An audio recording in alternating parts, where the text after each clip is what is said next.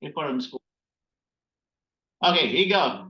Today is Monday, November 13, 2023. And I just summarized what we did last time. There are 9 points here summarizing what we did last time. And now what we're going to do today, we're going to expand. Last time we continue working on linear momentum. But we did only for 1D type of momentum, 1D type of collisions. What we're going to do now, we're going to expand this treatment for 2D, two-dimensional collisions. First, 2D collisions, 2D inelastic collisions, 2D inelastic collisions. And what we do? Well, we have to use conservation of linear momentum, just like we have been doing. But the only difference here being that we are dealing with more equations than before. Okay, more students coming.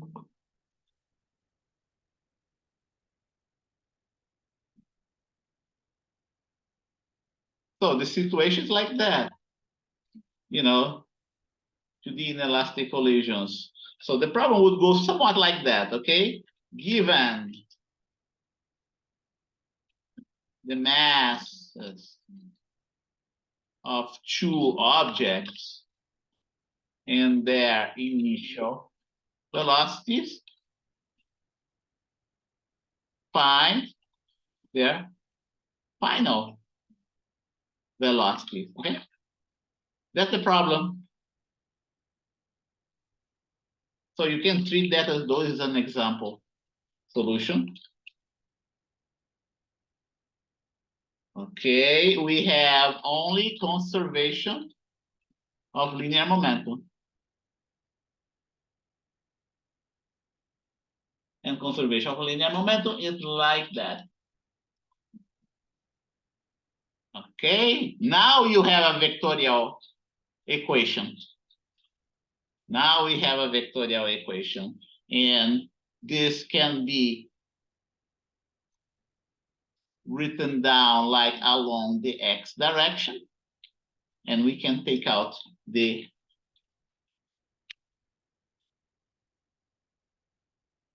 arrow here.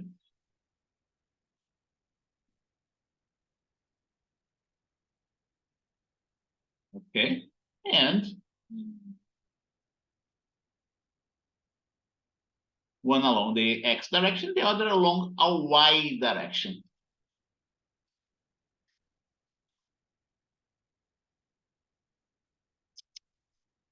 My computer is misbehaving. Let me wait until this guy here gets back. So odd. Can you still hear me? Give me some feedback, please. Yeah, we can still hear you. Okay, good. Thank you. Okay, it looks like I'll have to. Oh my goodness. Yep, let's see what's going on here. It looks like Microsoft Word crashed. Let me try Control Alt Delete.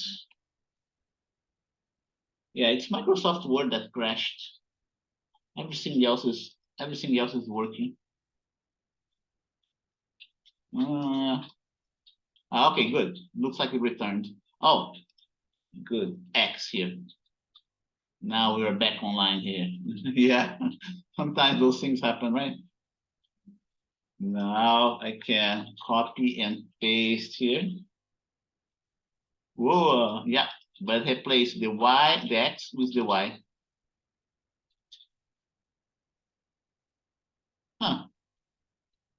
That's so odd. Ay, ay, ay, ay, ay.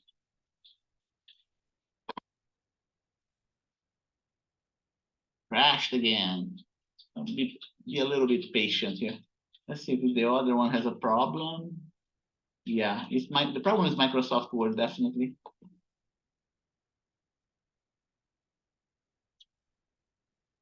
And even Control Alt Delete is not working. Oh, okay, looks like it. Okay, see? Yeah, it's Microsoft Word. Let's see. Yep, now it looks like it's working.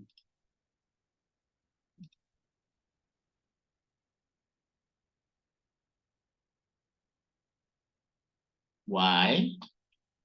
One more. Okay. And I'm gonna quit this guy, and then I'll come back. I will come back because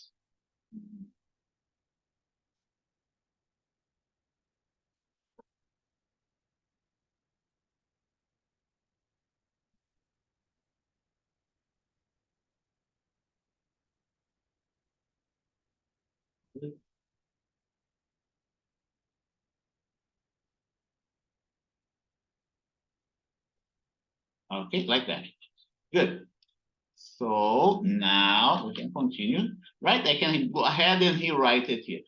P01 is going to be M1 times V01 in the X direction, M2 times V02 in the X direction,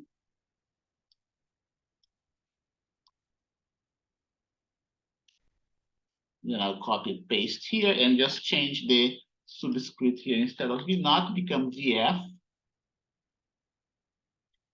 VF. I'll put V0. Okay.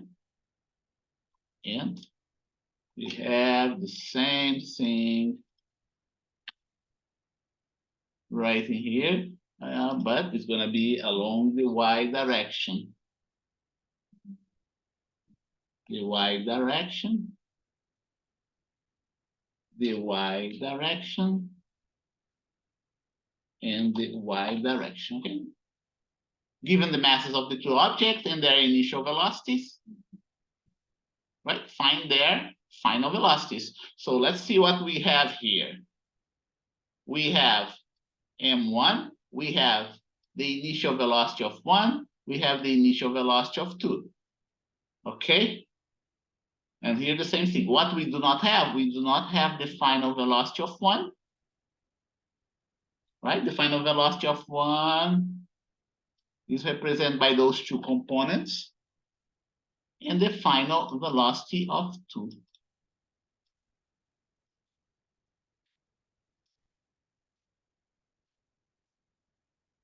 Oh, there is one more. Given the mass of the two objects, their initial velocity, we need something else too.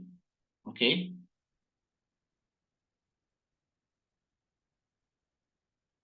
And the direction of motion and the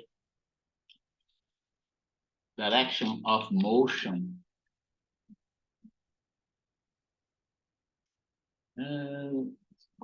Direction of motion of the final wreckage, right? Even two masses, the mass of two objects undergoing a 2D inelastic collision. Let's put here, here you go, like that. Let two objects undergoing a 2D inelastic collision.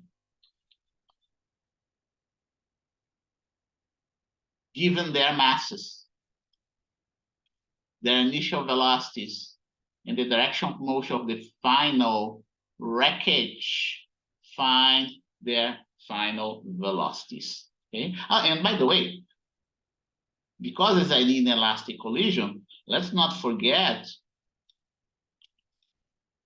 that the final of 1 is equal to the final of 2, right? Because it's an inelastic collision. And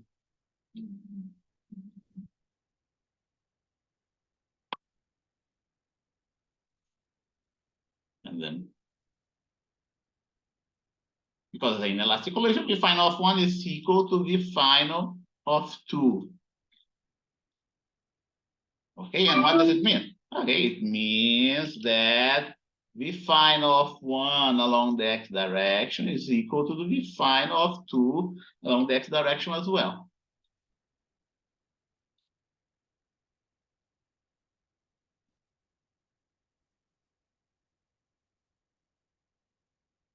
And the final of 1 along the y direction is equal to the final of 2 along the y direction.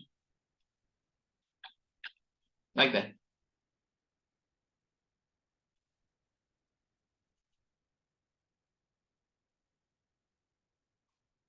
And now we can substitute that right here. That's going to be, I'm going to put everything in terms of 1.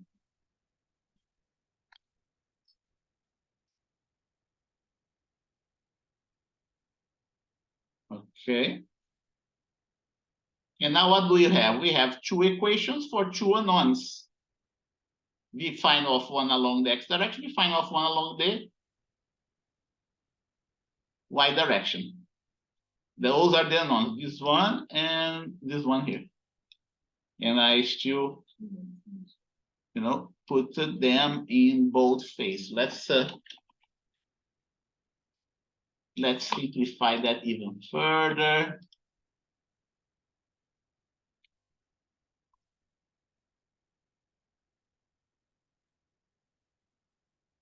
And we simplify this one as well.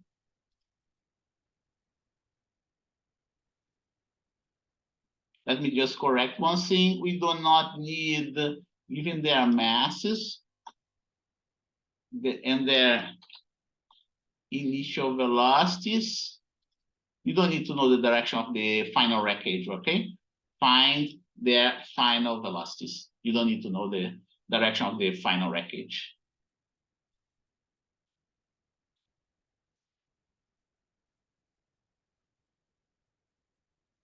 And now we have 2 equations for 2 unknowns. And see, I'll put that here. Don't forget, that's the condition for inelastic collisions, right? Here you go, condition for inelastic collisions. Substituting above and the equations for conservation of momentum. We have that. And then we have this final solution here. And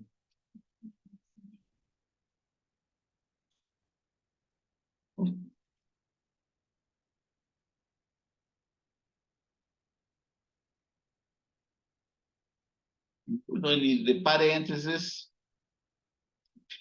right?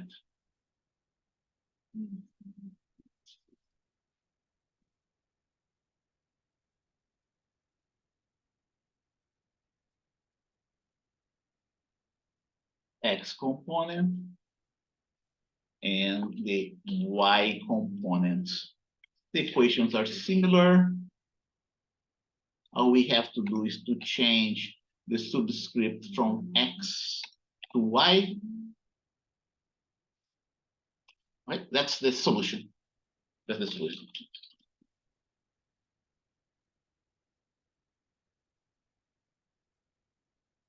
Okay.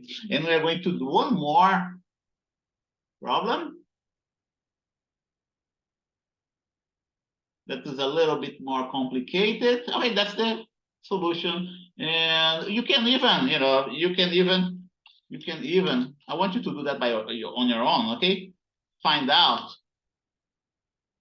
how the initial kinetic energy compares with the final kinetic energy, right? You can find that out too. I can tell you right from the bat, final kinetic energy. If a collision is inelastic, if a collision is inelastic, comma, final kinetic energy is going to be always less than the initial kinetic energy.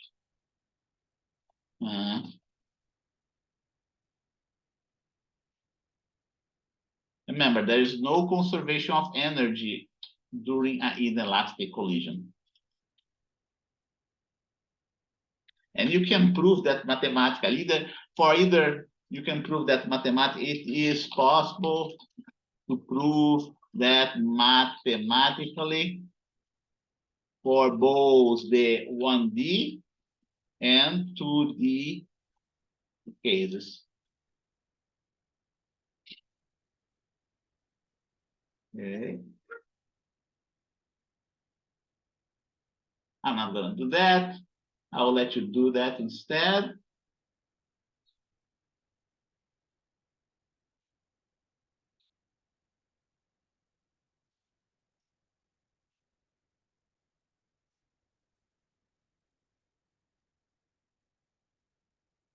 Final.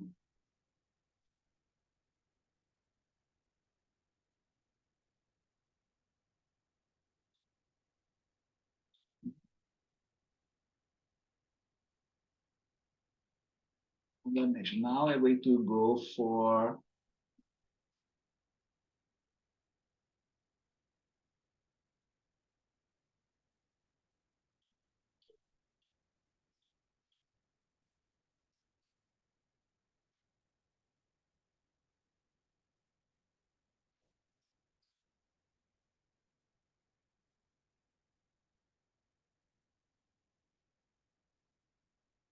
okay, what about totally elastic? Now we're going to do totally elastic collision in 2D.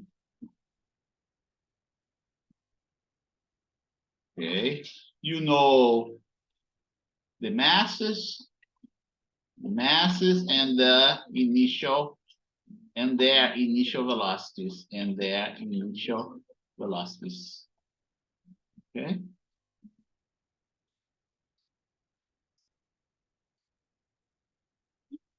And I'm going to summarize it quickly here too. Here goes summary.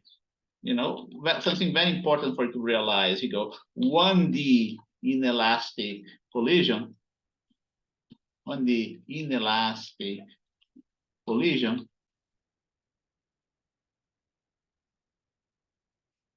In a 1D inelastic collision, you have one equation for one unknown. That's why it's simpler, because you have just one equation. That's why it's simpler, okay?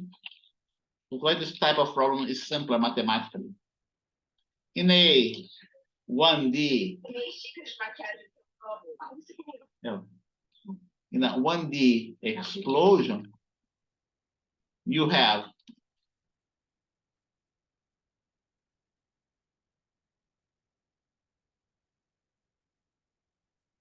two equations and two unknowns. Okay, why is two equations? Okay, one equation for conservation of momentum and another equation for conservation of energy. Okay, and the same thing you have for 1D totally elastic collision. The same situation as for the explosion. You have two equations.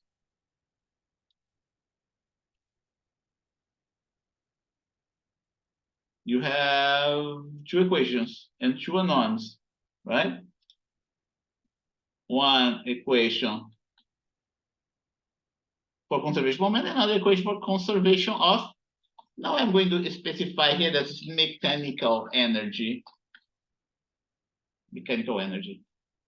Going to the next step, in a 2D inelastic collision, you have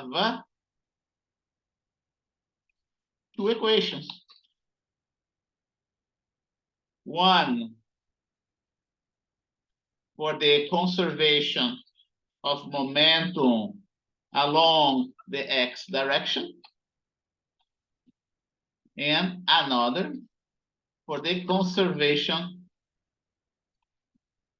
of momentum along the y direction.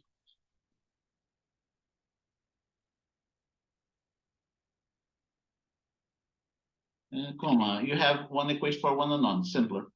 In 1D explosion, you have two equations and two unknowns. In 1D totally elastic collision, you have two equations and two unknowns.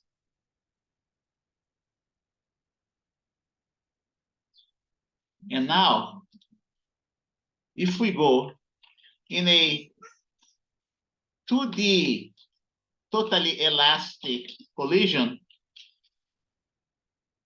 okay, you are going to have three equations.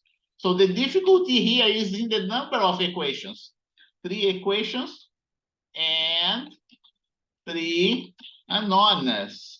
That's where the difficulty arises. When you start to have too many equations, whenever you start to have a system of too many equations, it becomes harder and harder to solve the system mathematically. And three unknowns. Two equations for conservation of momentum along the x and y directions, and one equation for conservation of energy. And by the way, it's not just for elastic collisions, also for explosions. The situation is similar. Do you see where the difficulty arises when we try to solve those problems? Increasing level of difficulty right in here. Okay? And by the way, strictly speaking here, you do not have just one equation. In reality, you have two equations. The difference is that the second equation is the final velocity of the two masses that's going to be equal to each other, okay? It's just like we have right in here, see that? Not only we have the conservation of linear momentum, but also we are going to have conservation of the velocities, okay? Strictly speaking. But let's stick for the simplest explanation so far. Okay. You're going to have three equations and three unknowns. And that's what we're going to do right now. But I'm going to do a special case. You know, the masses and their initial velocities, okay? You know that momentum is conserved as well as energy. And I'm going to specify mechanical energy, as well as mechanical energy.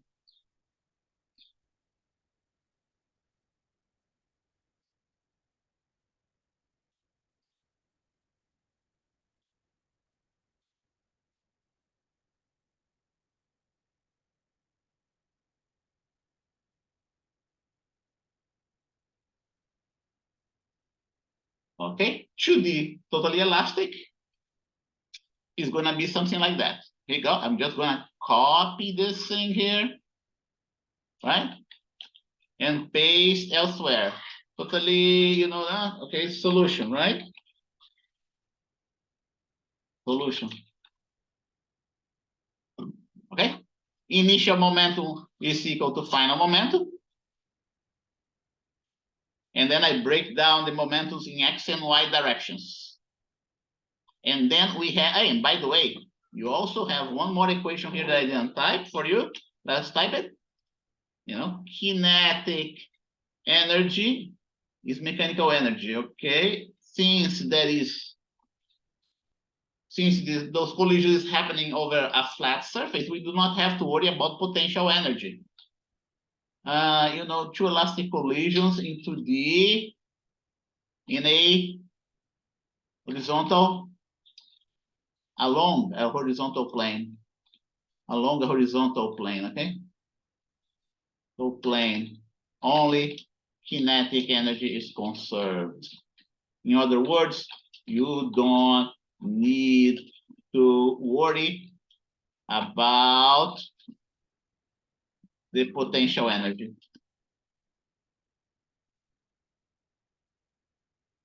Okay, so here we get what?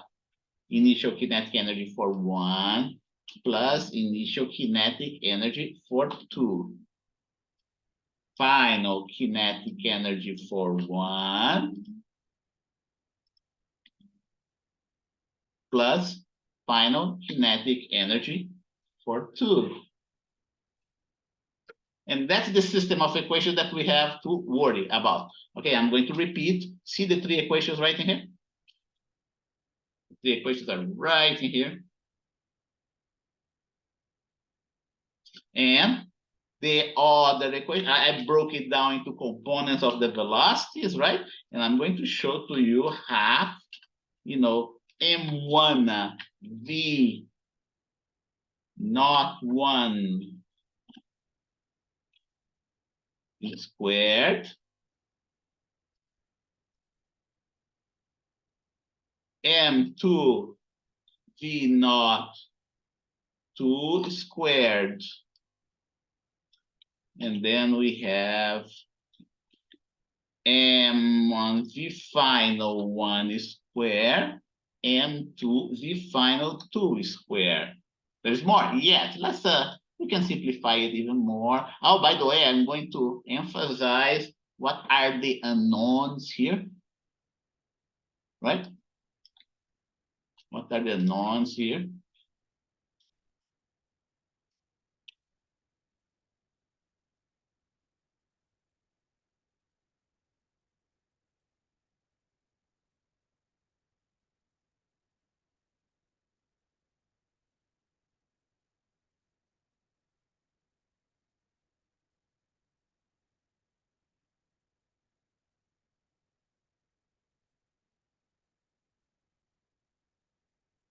So that's the, that's the equation of conservation of energy. Let me simplify this. Okay. In this type of course, okay, in this type of course, we don't usually solve the above equations, the above system of equations, because it is too difficult to solve it. Instead, okay, we solve a special case of the above system of equations. The special case is the one in which M1 equal to M2.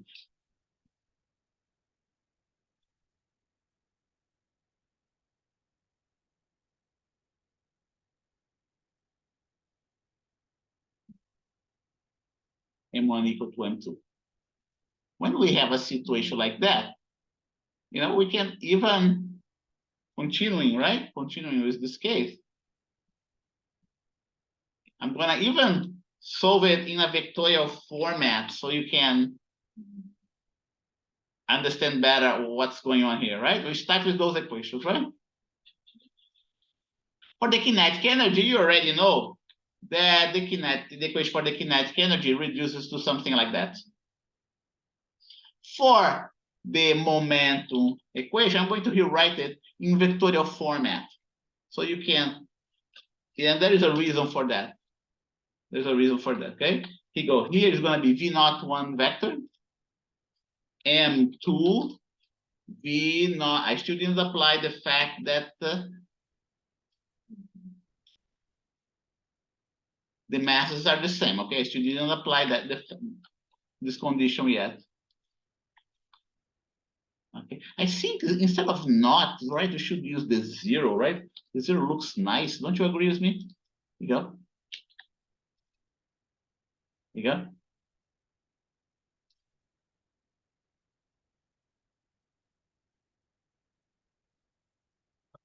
applying M1 equal to M2, applying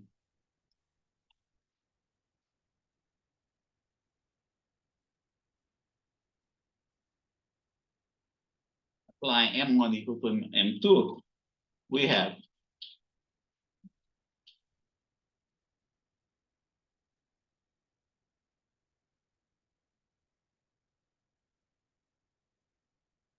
M1 equal to M2. Those M1 and M2s are going to cancel out, right?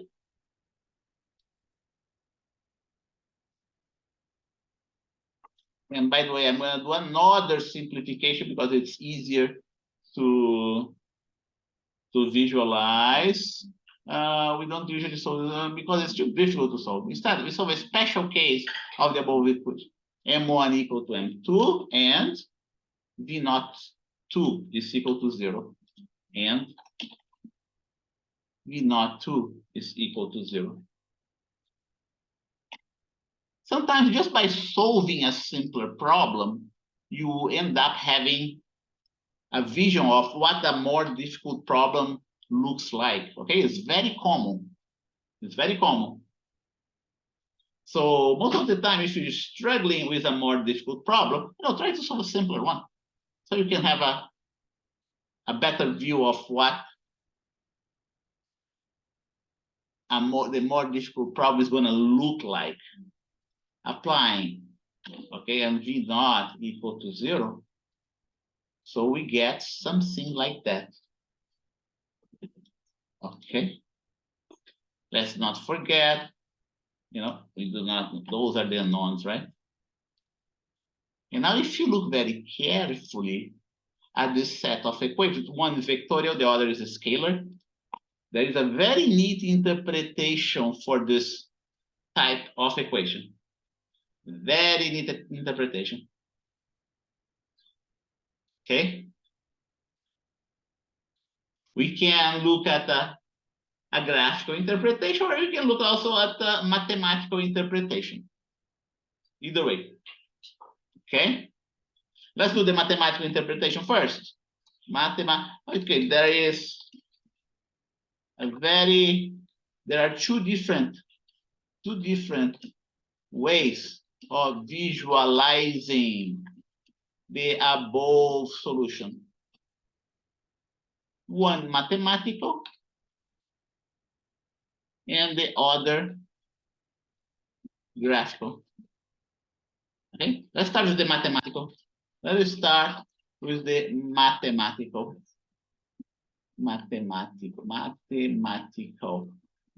Okay. This first equation here is telling me that the initial velocity of 1 is a vectorial sum of the final velocity of 1 and the final velocity of 2. That's what this equation is telling us. Okay, so we can illustrate that in the following way. Let's get it. Okay, right in here. Okay, you can illustrate that in the following way. See, that's what the vectorial equation is telling me. If V naught 1 is a vectorial summation of the final velocity of 1 and the final velocity of 2. Okay? That's what, if you want, you can also take a look at that in a different way, right? You can, let's see. You can also see here. Yeah, let's leave the other way. Let's not complicate that. Or I can even call this one the final velocity of 1, right? I can switch in the final velocity of 2. Final velocity of 1, final velocity of 2. That's what it looks like. Okay?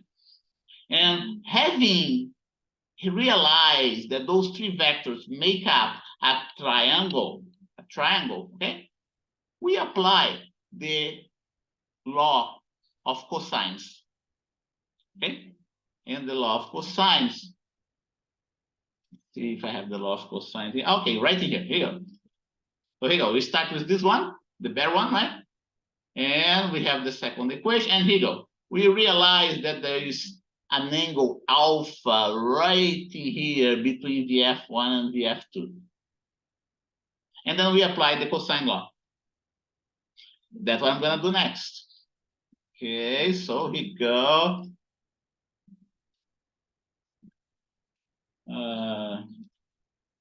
The vectorial equation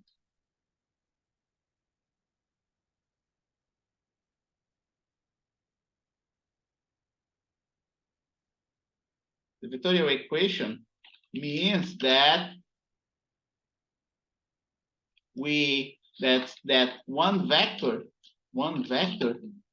is the summation of two other vectors, making up a triangle. Okay, applying the cosine law for this triangle, we have the following. Okay, I'm going to copy that and I'm going to paste it here. Here you go. V naught 1 square is going to be V final 1 square plus V final 2 square. But then we have a second term here, right? A third term here, not a second. According to the cosine law, it's going to be 2 cosine of alpha. Cosine of alpha is that angle that you saw before, right? The angle opposite to the side is the one that goes in the right side. But then we, oh, not this one here. V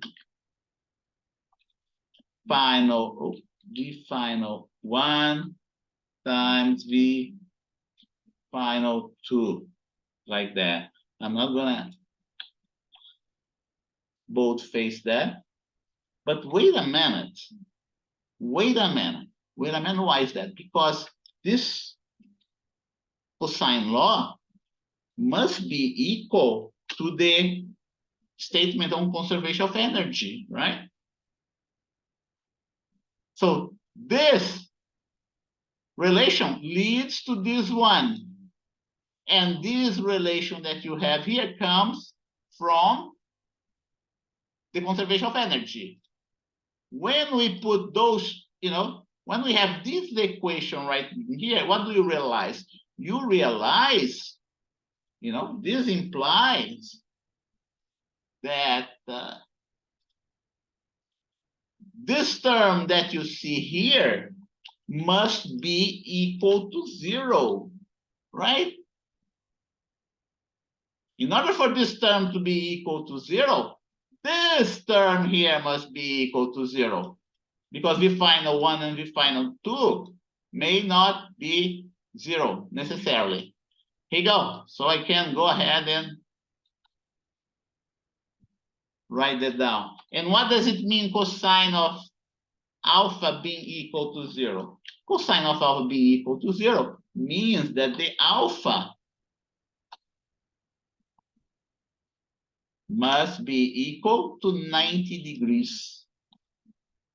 Okay? But don't forget that's a special case for M1 equal to M2 undergoing totally elastic collision. Okay?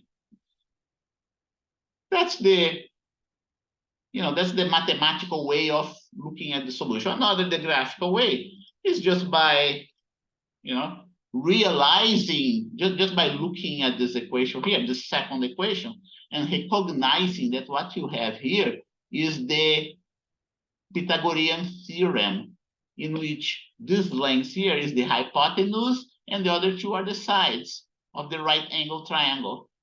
Okay? And here, just by looking at that, comparing those two, we realize that this angle is equal to 90 degrees. A much simpler way of visualizing the solution of 90 degrees for that angle. Okay, so that's what I want to cover for this chapter 7. We're done with chapter 7.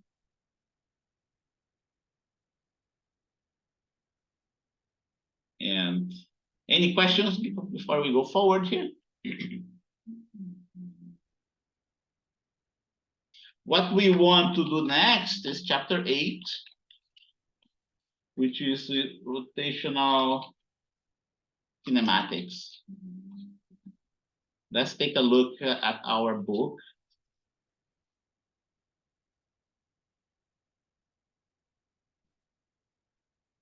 Y plus.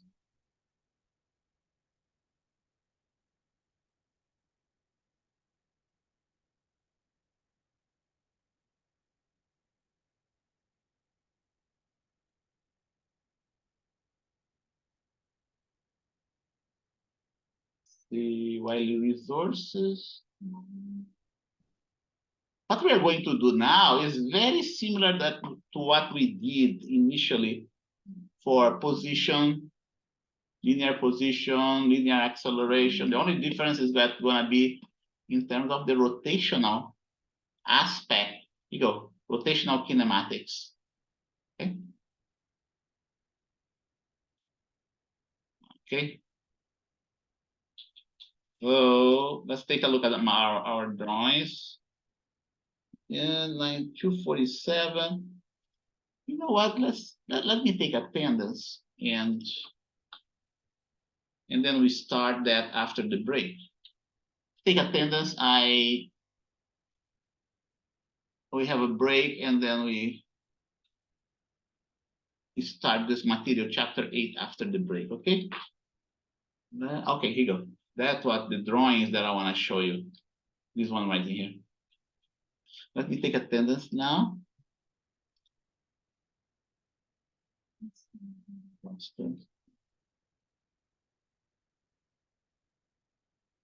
P06 Prosper 13, and this one's gonna be a lecture.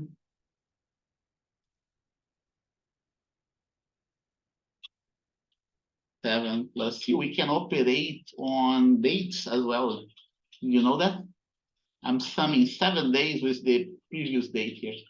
So we get November 13. Sky, are you there? Okay, I don't see Sky here. Tessa, Tessa dropped. Let's take Tessa out of here.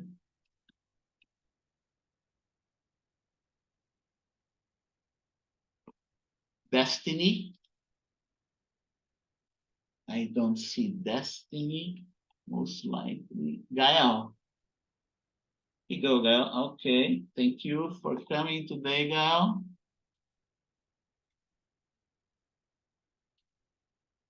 Ridwan is here, right? Yeah, thank you. Ashley Izumo. I don't see Ashley here. Norberto is here, right, Norberto? And Annabelle Madrigal. Vanessa Mena. Vanessa was one of the first ones. Yes. Thank you, Vanessa. Catherine Pacheco. I see Catherine here. Just say you are there, Catherine, so I know that you're in front of a computer. Okay, I'm gonna put a little star here for Catherine. Camden, are you there, Camden? Camden seems to be away from the computer too, right? And Victoria Prestiado. I don't see Victoria here. Alexis Richardson. No. And Marco Sanchez is here, right, Marco? And what we have here. 5, 6, 7. Yes, okay, let me save that. 251, right? 251, no, it's 951.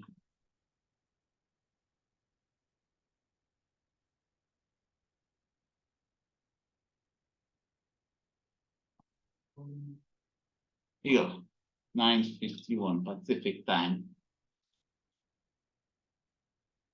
So let's take a break from 9:51 a.m. to 10:06 a.m. Okay. You hear me, Catherine? Let me check here. Yeah, no, I didn't hear you. Thank you for telling me. Anybody else?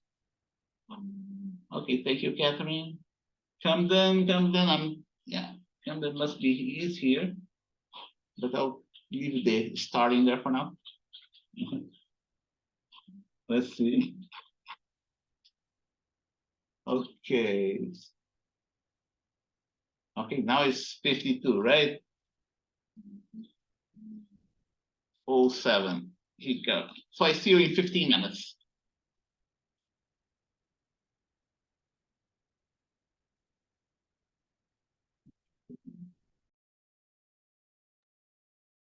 I'm back here. And I want to specify what the type of rotational motion. Here you go. Is chapters 8 and 9. Let's do like that. Chapters 8 and 9, I'll call it rotational motion, okay? And the type of rotational motion that we're going to cover, type of rotational motion, is the simplest of them out there. Rotation about a fixed axis. The axis is not moving. Not moving, is not translating, is not precessing, right? Precession is this type of motion of the axis, right? We are not going to deal with this type of motion of the axis. We're going to deal with a type of motion that the axis is just fixed in a position. Later on, you're going to start talking about translational motion of the axis. So it looks just like that, you know, the simplest. If we are going, for instance, to talk about rotational motion of a three-dimensional object, like this one that you see here, okay, what you're going to have? You're going to have an axis that passes somewhere here, that crosses somewhere the surface of this solid, and each point in the surface of the solid is going to describe a circular motion. Okay? And I can even do something like that, you know, to make it look more realistic. I'll put a little, just to illustrate the fact that the axis is crossing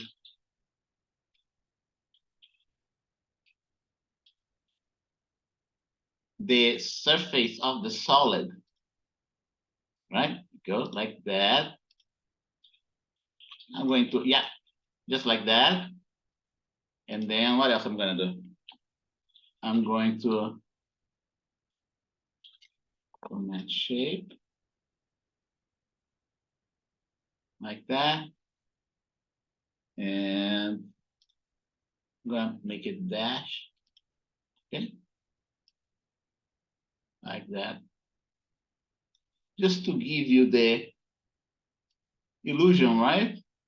That the axis is passing through the object.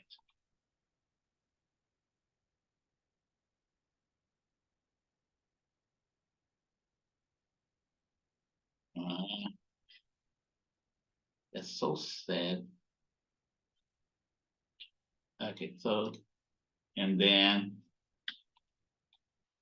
the axis is going to stick out right in here.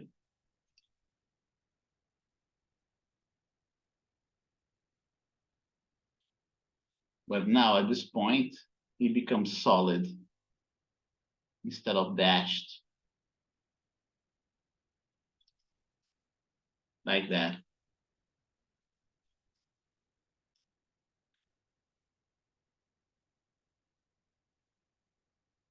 Like that, okay? And by the way, it's not just rotation about a fixed axis, it's also rotation of a rigid, rotation of a rigid body, okay? About a fixed axis. That's the special case that we are dealing with. rigid body and fixed axis. Rigid body means the body is not deforming, right? It's not extending and contracting. That's the type of rotation that we are going to cover.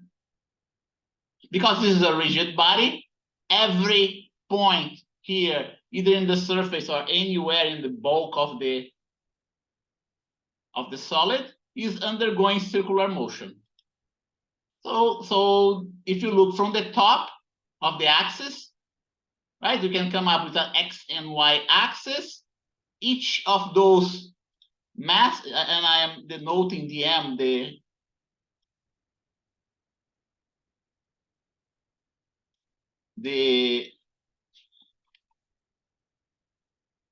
infinitesimal mass, and I'm going to put it here, symbol, okay?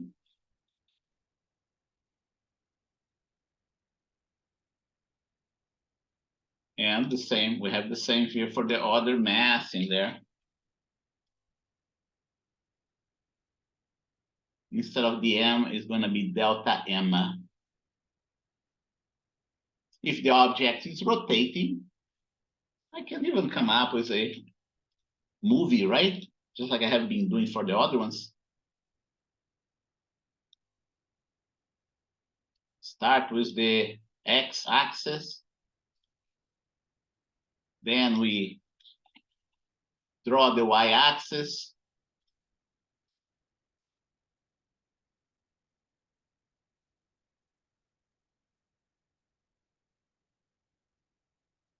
I'll put my Y-axis all the way down, Y letter all the way up in there. We have the surface of the solid. And in this case, the solid, I'm representing with the simple solid that we have for rotation, which is a circle. Right? By the way, this circle is rotating.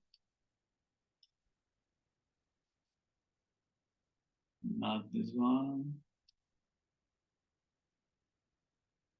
Great. The solid is rotating.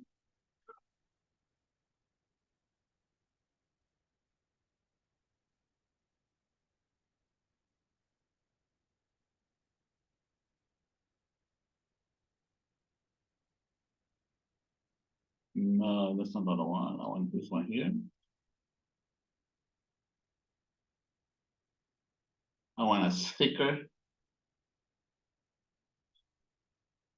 Yeah, and then I want to put an arrow there. No, that's not this arrow that I want. I want the other arrow.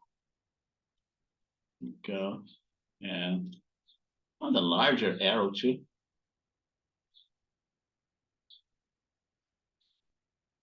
Yeah, better, right? So here you go. Here's my solid rotating about the Z-axis. I'm going to go a little bit longer for this guy. Okay.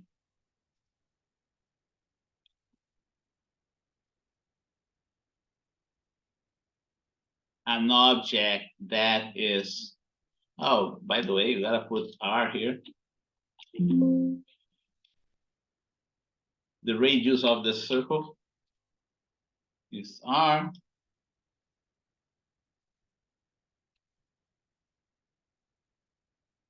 Positive R here, negative R in the other down there.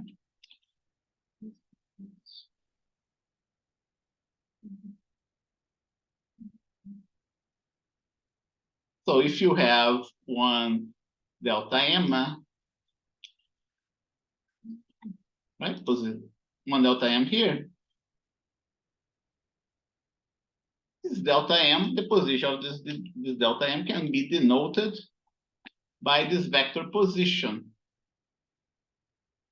Something missing here, right? What's missing is the 0, the origin of my axis. You go. of my coordinates, the origin of my coordinate system. Origin of my coordinate system. And then I'll play the movie very shortly with you. Here you go. That's the position vector of the delta M. And this delta M is describing a circular motion about that axis that we have. I'm gonna make my this guy here a little bit larger.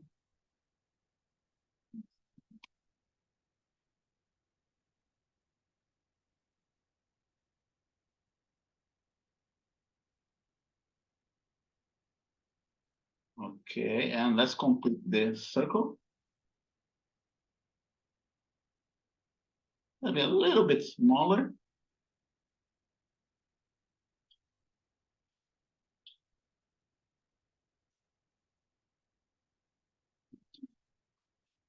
Make sure I have the right.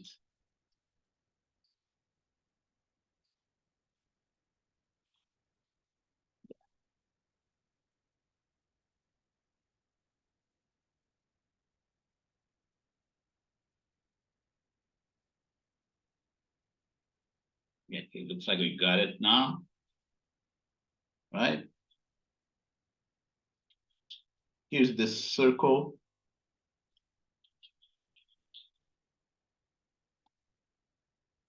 Here's the circular motion that this delta M is describing.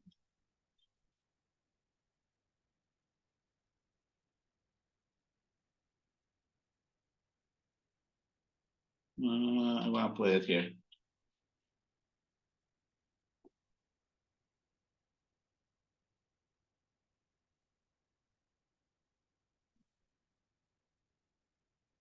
And I'm gonna put it dashed. So to say that we're describing the path, yeah, of this delta M. This arrow here illustrates the angular, the rotation of the disk. This other one here illustrates the vector position of the disk of the delta M, right? And let's do even better. Let's make it a little bit larger, so we're not too far away from the. I'm gonna make this guy a little bit larger.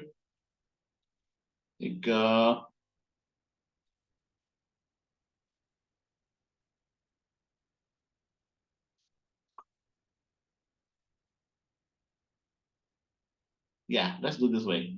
A little bit larger, and then I'm gonna get my delta M further down right here. It's better this way.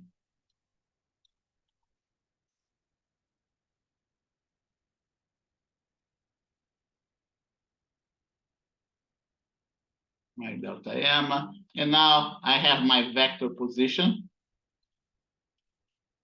So it's easier to visualize what we have, right?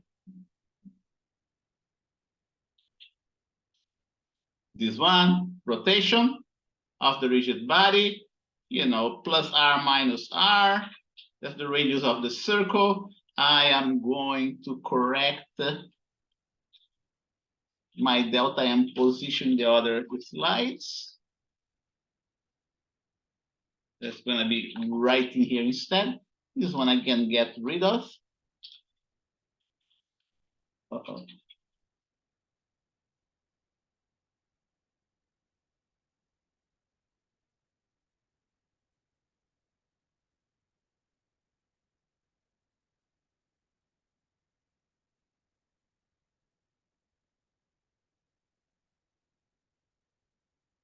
Delta M.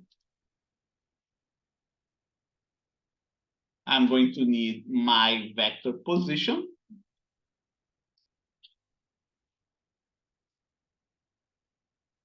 Here's my vector position. What else am I going to need? I don't need that anymore.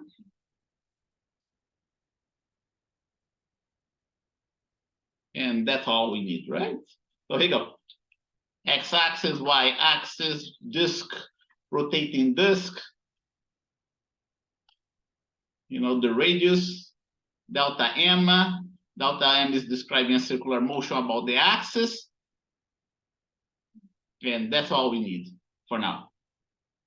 But what else? What else do we need? Oh, we need one more thing here. Recall that whenever you're talking about linear motion, I'm going to write that down here. Whenever we were talking about linear motion, right? We defined the following parameters. One, the position X. Two, the displacement, and that was delta X.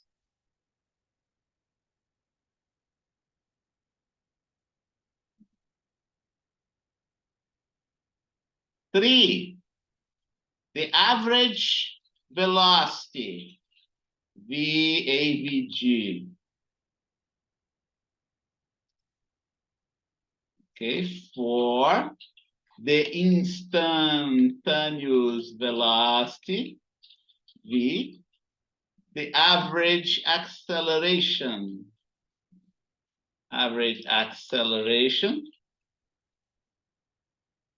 and I'm going to denote that by A average. And then finally, the instantaneous acceleration. But we did more than that, instantaneous acceleration without the... Remember all of that?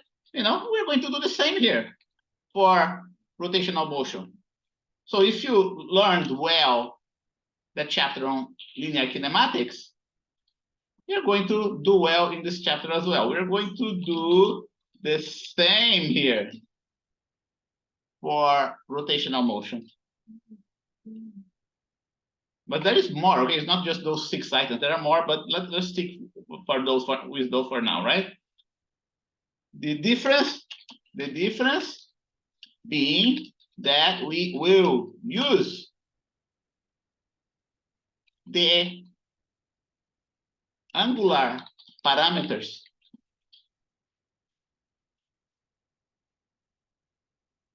instead. Or, here you go.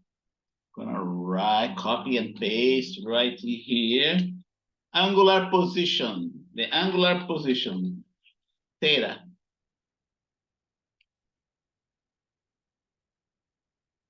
Symbol. Oh. The angular displacement. And I'm going to illustrate the angular position there, in the drawing. Okay, so let's look at the angular position. The angular position is the angle that this vector position of my infinitesimal mass makes with the x-axis. Okay, it's gonna be something like that. Here you go.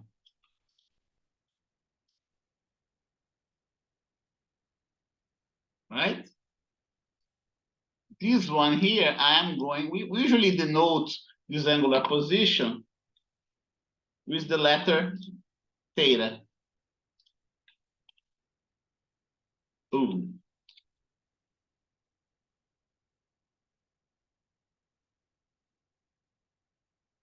Right in here. Sometimes we use alpha too, Let's stick with theta for now, and I'm gonna put it in a different color. So you know that this angle here, theta, is associated with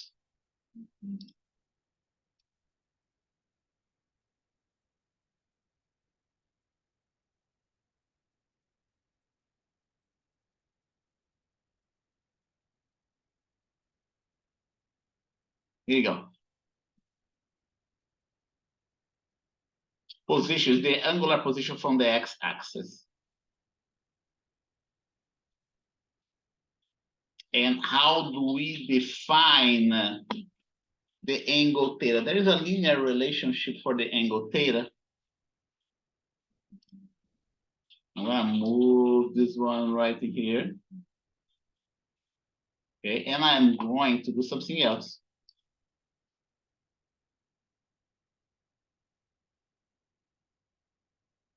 I am going to denote something else that you were already exposed to.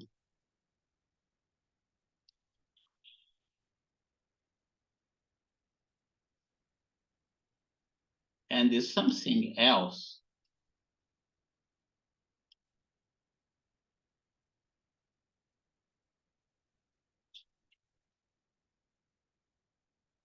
is the path length. I'm going to move my delta M from here, so it's not in the way. And here is going to be my delta S. I'm going to change it to color. So you can see that this delta S is associated. Oh, that's terrible, isn't it? Let's take a look. Let's put in another color, maybe green. Yeah, even the green is not good. Let's see if we can change the fill here.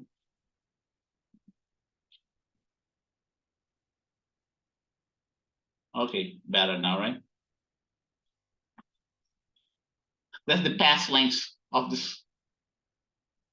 You know, from here, if you measure the distance from here to here, it's going to be what I call delta S.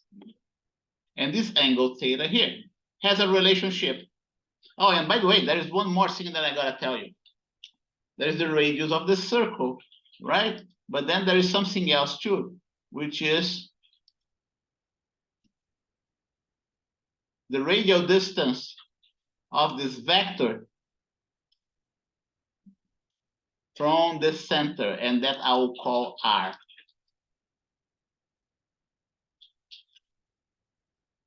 A bunch of things, right? Here you go. Let's do that. Play the movie, right? X-axis, y-axis. We have this circle that undergoing rotation. We'll do one more frame here without this guy. We have a circle. The circle is undergoing rotation. The circle has a radius big R. And then we have an infinitesimal amount of mass, delta M, located at this point. The position of this mass is denoted by this vector position. This linear mass is undergoing circular motion, not necessarily uniform.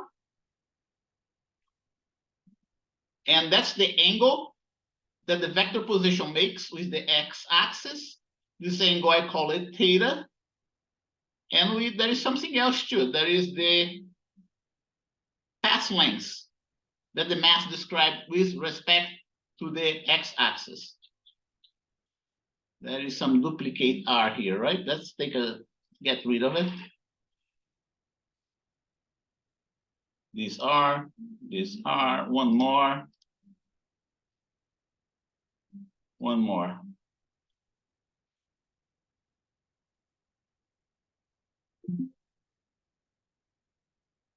Okay. And we have this distance R, lowercase r, from the center of the circle. This mass is located at this distance R. Okay. The angle theta, the angular position,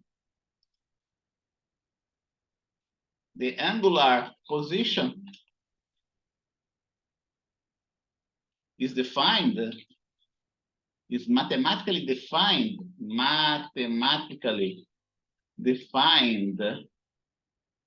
as follows. And by the way, I'm going to, this is not a fortunate notation. Let's call it S instead of delta S, okay? I'm gonna reserve delta S for something else. I'm going to reserve delta S for something else later on.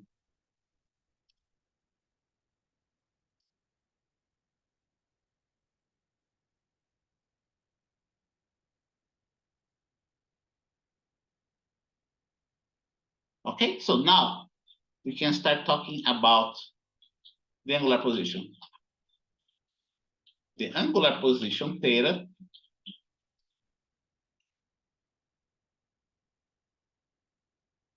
Anybody knows what's the definition of angular position?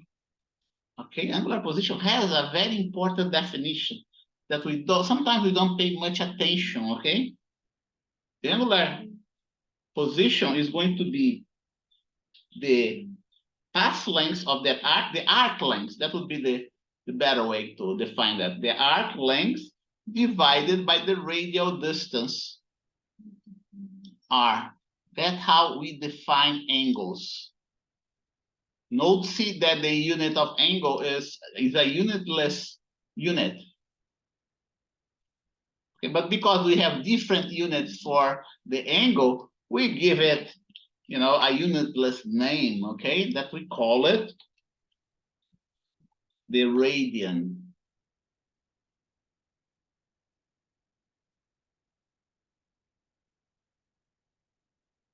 Right? So if we go ahead to do dimensional analysis here, we find that the unit of the angle is in reality a unitless unit, but because we have a bunch of units for angles, we go ahead and define and call this unitless unit as the radian. Okay? Or the rad. That's the actual unit for angle. It's not degrees, okay? It's radian. Degrees, there is a way to define degrees in terms of the radians. Okay, and then we have the angular displacement. Oh, the angular displacement follows just like before. Displacement is mathematically defined, just like oh gosh, delta theta is delta O. Delta S over R, right? Just like before, the unit is also going to be. And how do I define this angular displacement? How do I illustrate this angular displacement? Right? I'm going to illustrate right here. The angular displacement is, suppose that this guy moved a little bit, from this initial position to another position here. And now instead of being here, it is here.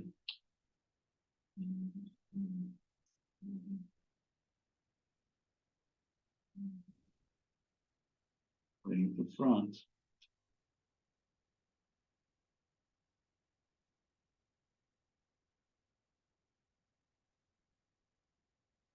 Do you picture that? And now the vector position is going to be this one. It's still distance r because it's a rigid object, and instead of s, now it's going to be delta s.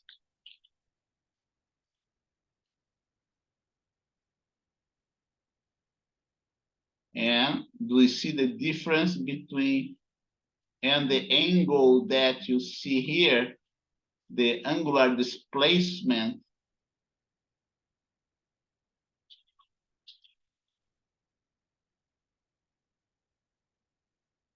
Go. This guy is gonna go right in here. Right? What you see here is still a theta, but I am going to denote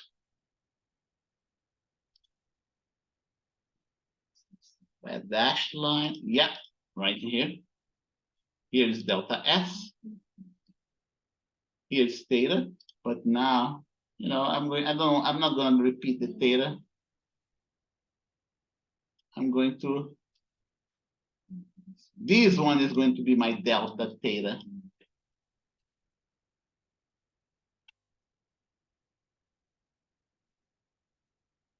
And that's what my angular displacement is all about, right? The angular position is with respect to the x-axis. The angular displacement is from one position, from one angular position to another one, just like we had in the linear case. And we write the same equation, delta S over R. That's why I used S here and I used delta S here.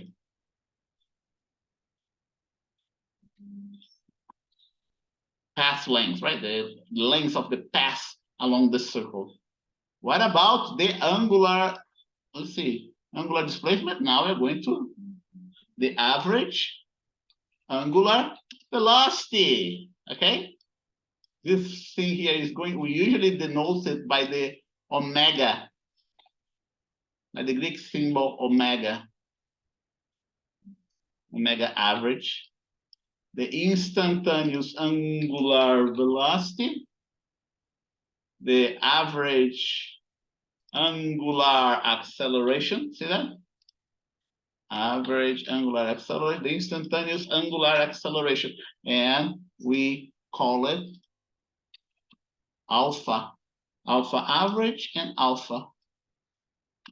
It goes side by side with the linear parameters.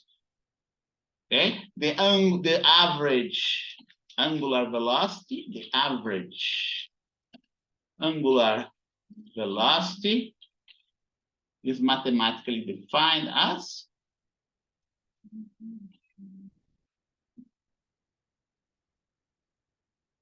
delta theta over delta t. The instantaneous angular velocity is mathematically defined as, oh, here you go, gotta put average here, AVG, right? And now we gotta put the limiting condition here.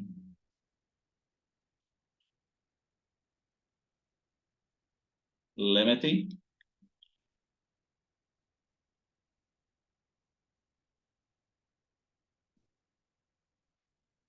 delta t going to 0.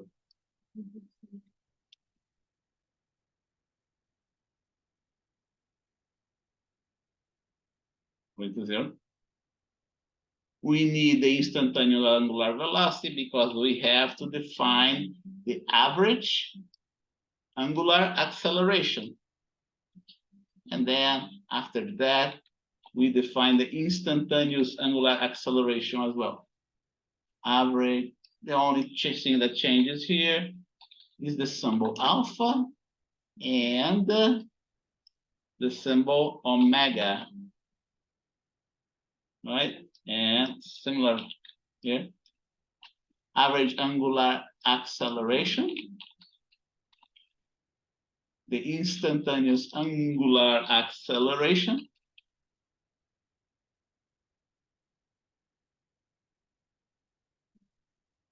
that how, just follow naturally, right? If I want to do a table, I can do a table, I can come up with a table.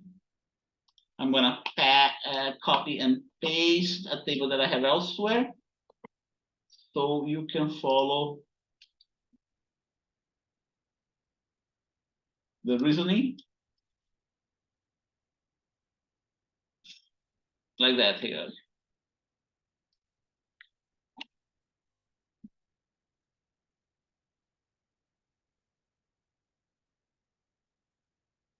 Like that, here you go.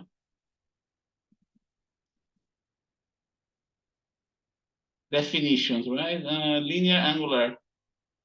This definition shouldn't be here.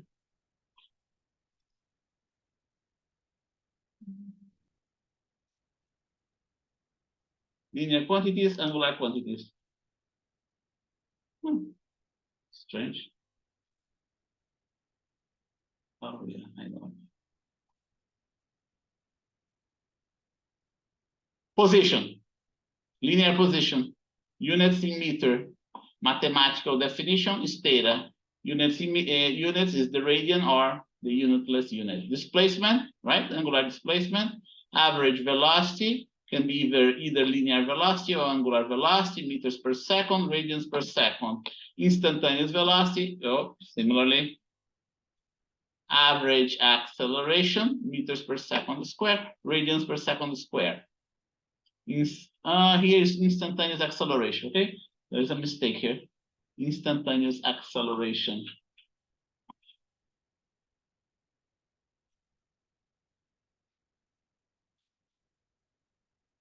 So going back to your book.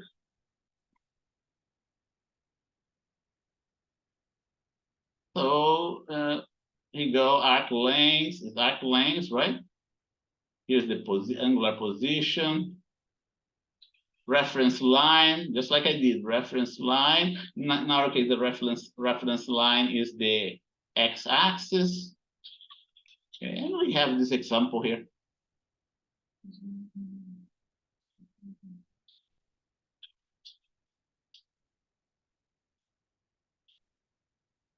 Okay, so synchronous or stationary communication satellite are put into orbit with a radius of this big number here, 42 million meters or 42,300 kilometers. The orbit is in the plane of the equator, and two adjacent satellites have angular separation of 2 degrees. Find the arc lengths that separate the two satellites. The arc lengths is not asking the linear distance between the two satellites. Can you picture that? Right? Here's the north pole of the Earth. The orbit of the satellite is an equatorial orbit. The equator is around here. So we have one satellite at this position. We have another satellite at this position. There is this angle of 2 degrees separating those two satellites. That's the distance of a stationary communication satellite or a geosynchronous satellite. The name for those satellites is geosynchronous. What is the arc length distance between those two satellites, right? It's not asking the linear distance. It's asking the arc length. Okay, you gotta use the definition of arc length of angle, right? Definition theta, S divided by R. We want to find S. You solve for S. R is for that 42,300 kilometers, and the theta is just 2 degrees that you have to change to radians. When you change it to radians, you get this distance between them. Even though it's only 2 degrees, it's a big distance between them, almost 1,000 miles, 1,480 kilometers, almost 1,500 kilometers. Okay. And so that's one example. We can talk about something else too. Remember that when in linear kinematics, we also covered uniform motion and uniformly accelerated motion. We can do the same. We can do the same for angular quantities. Angular quantities, okay? Okay, so here you go.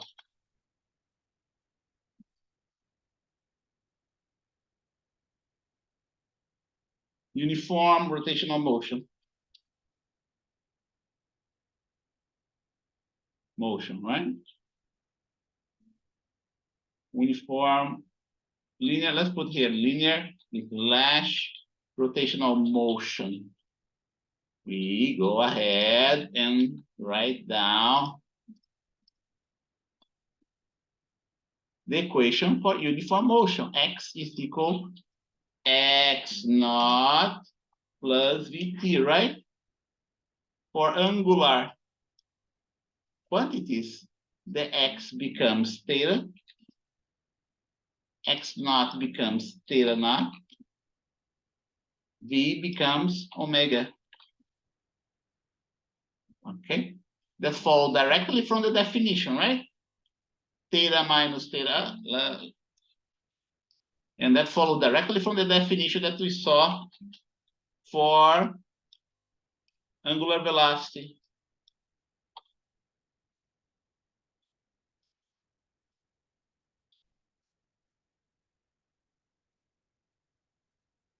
Comes from here. That's where this equation comes from. Omega, by the way, is constant.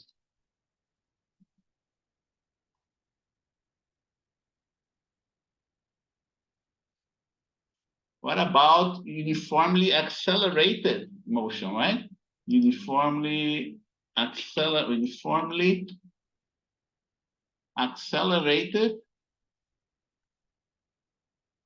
linear is like rotational motion. How does it look like? Okay, the x is replaced by v, right? And the v is replaced by a. Consequently, the theta becomes omega.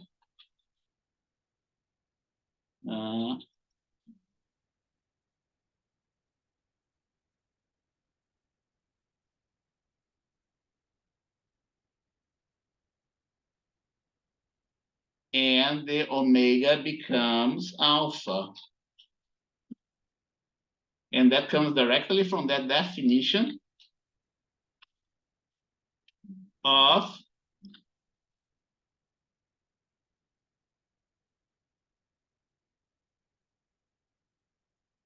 acceleration, angular acceleration, delta omega over delta t. In this case, alpha is constant. And then we can go the next step. Okay, the next step is what? It's going to be the x. X is x naught plus vt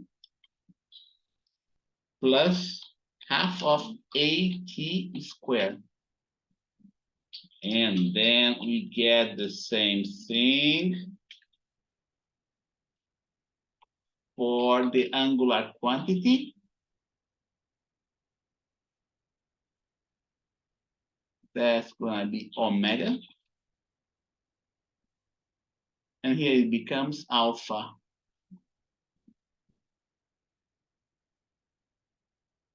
And that same equation that we have for the linear quantities, right? What equation am I referring to? V squared, the Torricelli equation.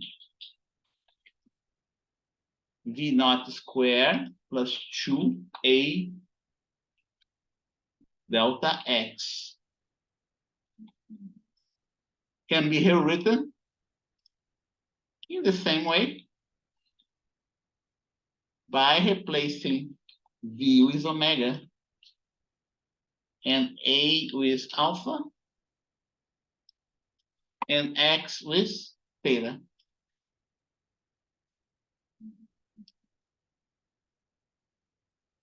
Like that.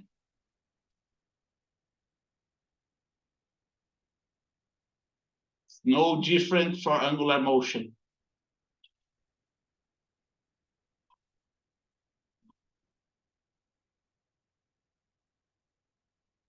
Time at that, 10:49.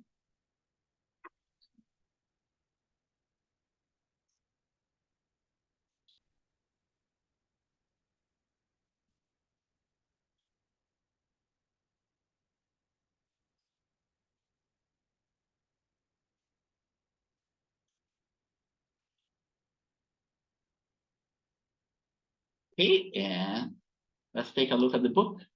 We go, check your understanding, angular velocity and angular acceleration, we did. Okay, so here you go. The definitions that I gave you. Here you go, here is average acceleration, right? The bar means average. Equations of rotational kinematics. Oh yeah, by the same token that we also have the average velocity, remember that? We also have the average velocity is one more equation, right? That I didn't put there. You go, average velocity is P naught plus V divided by 2.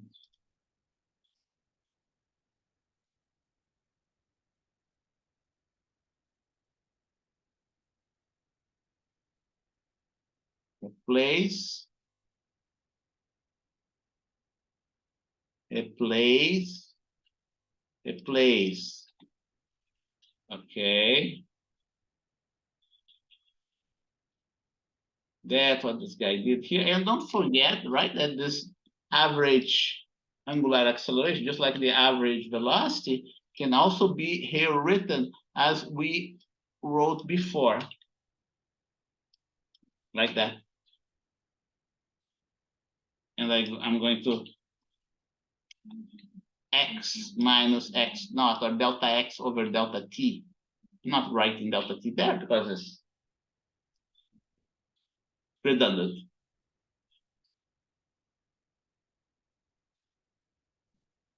Okay, so here we go. Oh, angular and linear counterparts. Oh, light went out here at my place. Let's hope my battery lasts long enough to finish this class.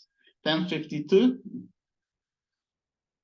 Okay, here you go. Here are the equations that I mentioned to you. Okay, it looks like I have only half an hour left in my in my battery here. Okay, so blending the blender. Here's an example. I want you to do this example on your own. Okay, it's not, like I said, it's not much different. And what else do we have to do? Angular variables and tangential variables. Yeah, let's do that. I didn't do that yet.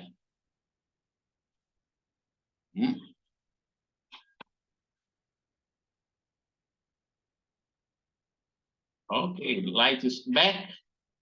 Hopefully. Isn't that good to have one of those UPS devices, right? You know, the light went out for quite a few minutes, 2 or 3 minutes. It looks like we have a gray out now. Yeah, that's right. Momentarily we had a gray out. Now the light is back here. Isn't that nice to have one of those UPS devices? You know, I think I'm going to buy a second one, because last time that light went out here, you know, I was for more than 1 hour without light, and my UPS device discharged it completely. I think I'm going to buy a second one to connect in series this first one of mine, in case the light goes out for too long. But now I don't have air conditioning. Oh, no, yeah, the air conditioning is back. That's good. Okay.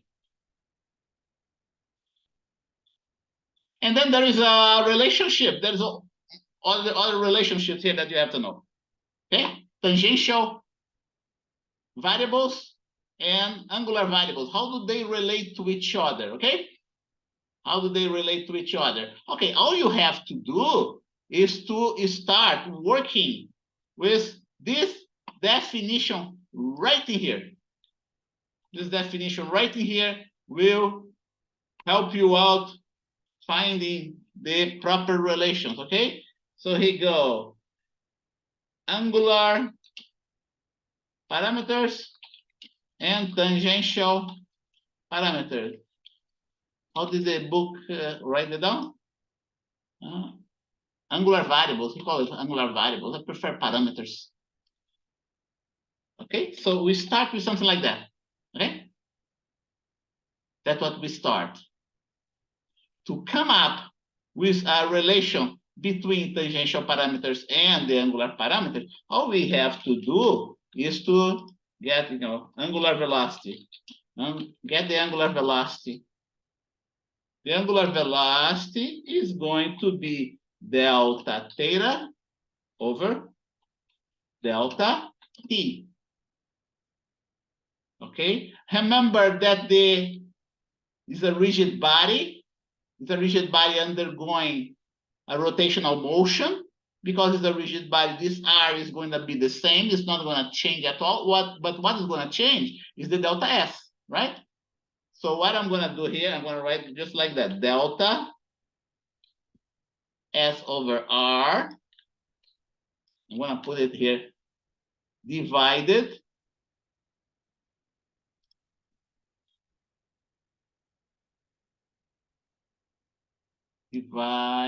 by delta t. Okay. because this lowercase r is constant, it can be taken out from the parentheses. That's a very important property of constants. Okay, and now look what we have. We have delta S over delta T, which is nothing but the tangential velocity. Your book used this notation. Okay, and we can go another step. Don't forget delta theta over delta T is going to be what? Omega, right? And I'm going to put the VT upstairs here. VT over R.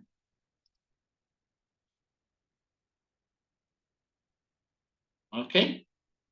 And then I can write that down. I can write down my final formula, just like it's in your book. Okay?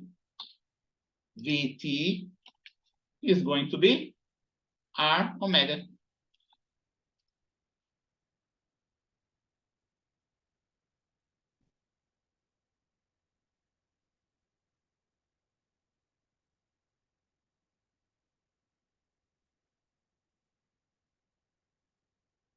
Like that.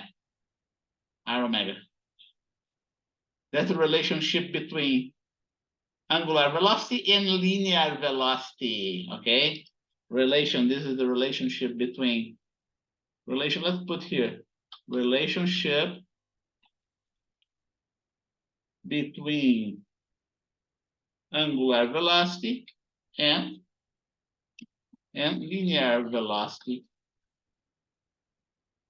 And we can do the same, 1058 for angular acceleration and linear acceleration.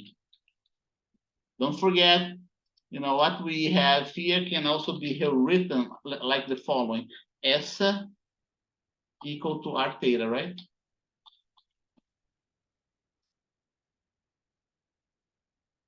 Linear position, right? Arc length, which is a linear quantity, and angular position. So let's do it. Let's see here. And I can go ahead and do omega here. Okay, this one is going to become alpha. Okay. Omega is VT over R, the tangential over R. Because R is constant, it can be taken out of the delta, the parentheses here. And then what we get? We get what you see right in here is in reality the tangential acceleration. Okay? Tangential acceleration, not the centripetal acceleration. We have the tangential acceleration and we have the centripetal acceleration, alpha right here. And they follow like a sort of logical formulas, right? Kind of logical, right? I'm gonna put them side by side, close to each other, right? You go. Linear is equal to R times angular. That's how you should remember. Linear is equal to R times angular. See that? Everyone obeys. And linear, tangential, in this case, is going to be the tangential, not the centripetal, is R times angular. All the above equations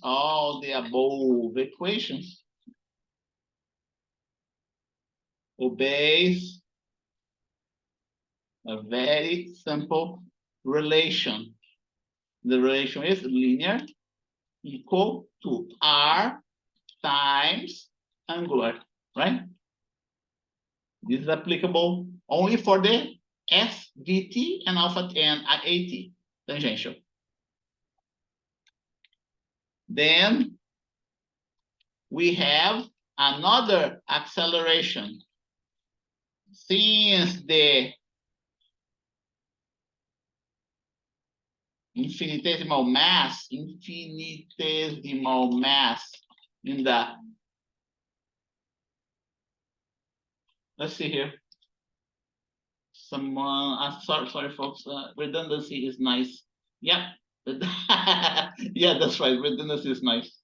I'm gonna buy another one. I don't want to get, don't want to be without electricity if this light goes away for 2-3 hours, like it happened one of those days. But okay, so here you go. Then we have another acceleration. Since the infinitesimal mass in the region should wait for Cyber Monday at least. Those things right around the corner. What is Cyber Monday? I don't know what Cyber Monday is.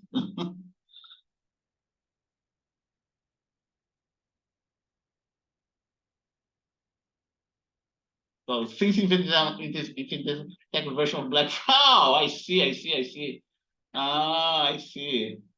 Instead of Black Friday. Ah, interesting. Cool. Yeah, tech version of Black Friday. Good point.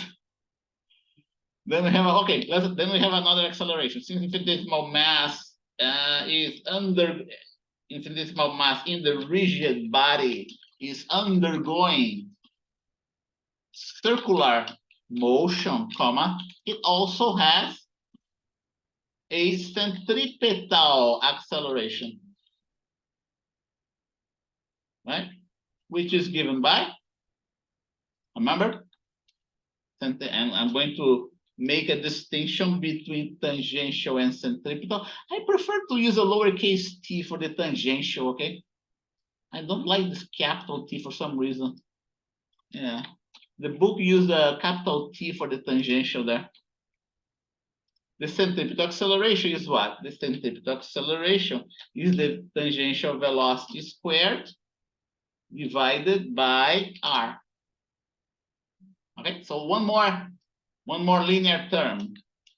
One more linear term, and now we can substitute tangential velocity with r omega.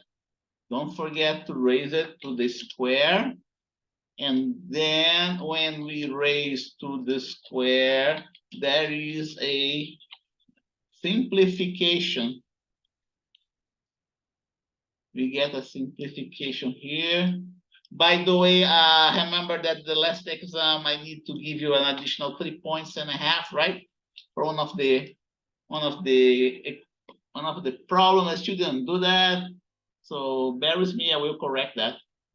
Okay, R, and then it's going to help you with your grade. R omega squared. So here we go. I'm gonna put it R omega squared.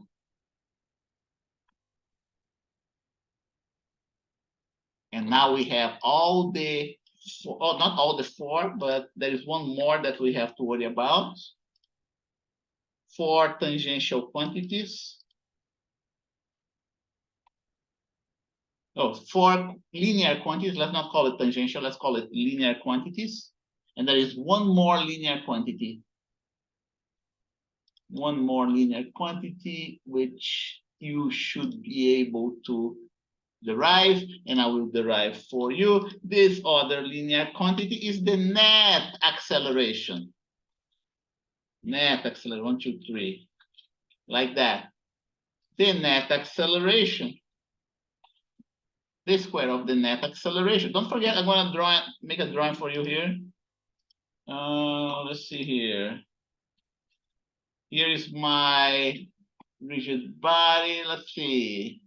I'm going to erase this guy so we don't have too much stuff here, right? I don't need that. I don't need that. Okay, so I'm going to illustrate the tangential velocity here. It's going to be like that, right? I'm gonna rotate this guy here a little bit here so it doesn't get in the way. And I'm going to put it, this is a different color.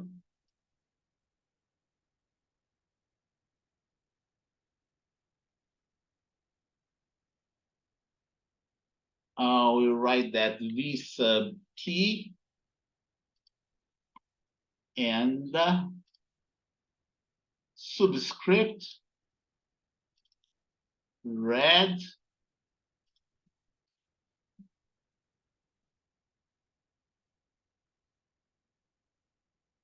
okay, like that. In addition,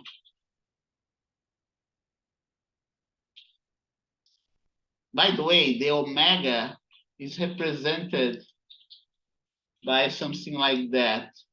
Not just the omega, but also the acceleration, the angular acceleration. Oh,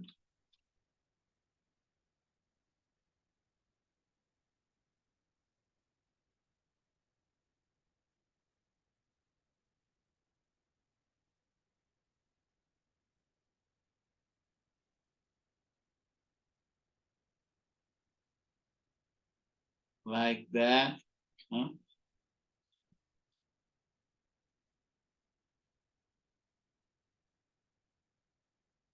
And I'm gonna put it a different, I'll put this one as a different color.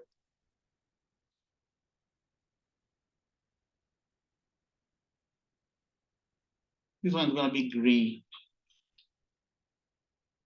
Yeah, green. And this one here, I'm going to call omega.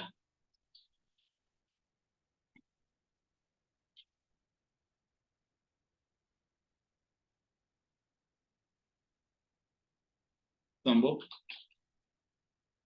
Yeah. And red. Okay. But we can also have an acceleration, sure, right? Which color I'm going to put the acceleration? The acceleration can be in the same direction of the velocity, but it can be that this is the tangential acceleration.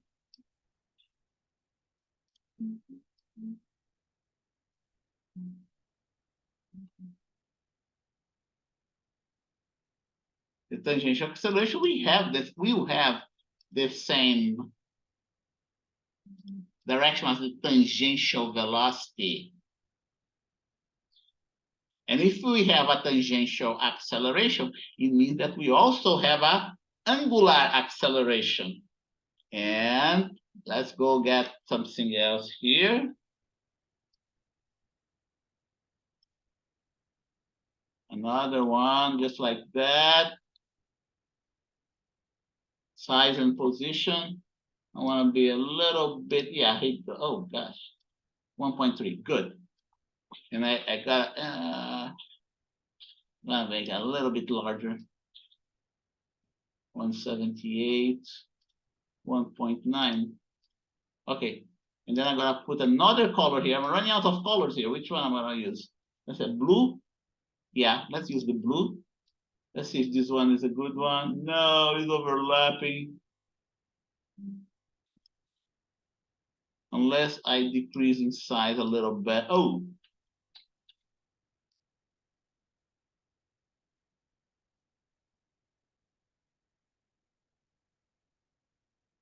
Like that, smaller.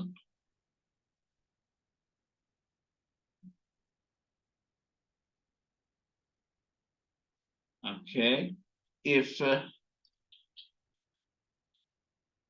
and then I can put my alpha as a blue.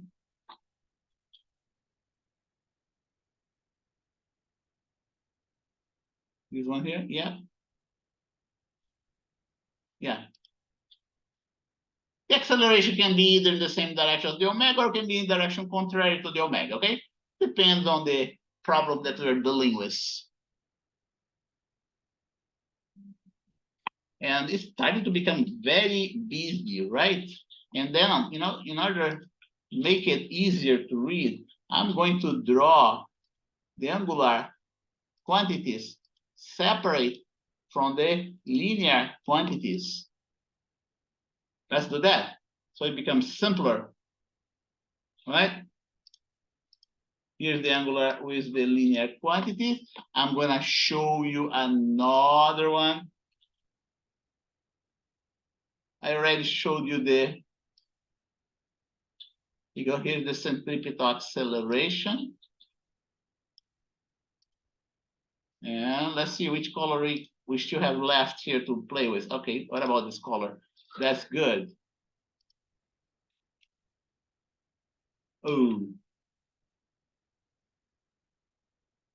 centripetal acceleration is a brown CP.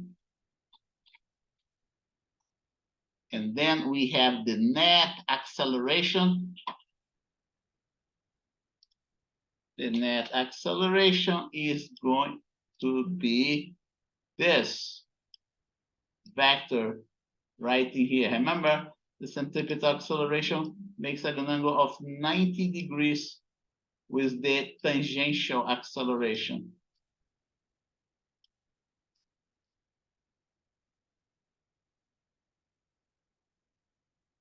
And right now we have it. Let's see this one. Which color can we use it? Yellow. That's good, right? That's orange. Yeah, we can use orange.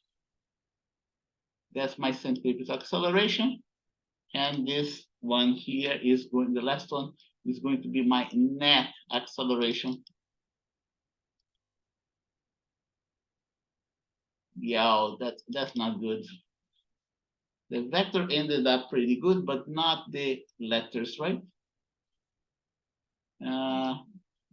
Let's see if I can get a better color here for you. Green, orange. Oh, this one is better. That's real orange. Okay. Okay. There is no radial velocity, right? Because it's circular motion. Only tangential velocity. And then I can start to get rid of my linear quantities here in this drawing. Oops.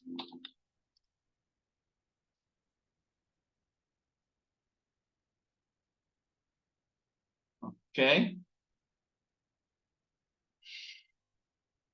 I already illustrated the angular position. And that's where I got that, now I can go ahead and start continue working here in my net acceleration. We have the net acceleration is just the hypotenuse of a right angle triangle, where one side is the tangential acceleration, the other side is the centripetal acceleration, right? So it's going to be like that. AT squared plus ATP squared, which we can here write in terms of the angular quantities R alpha, right? Square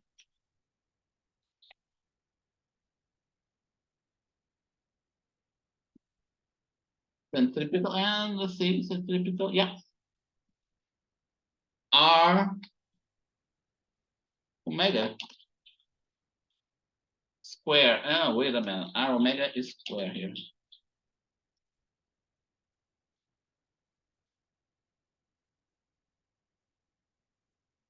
And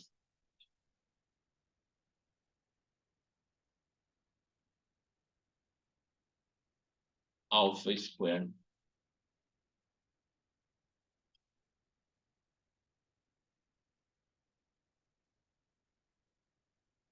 Okay, that's my net acceleration, the square of the net acceleration. I'm not going to put it, I'm going to leave this way. Can I do better than that? I can put R in evidence, right?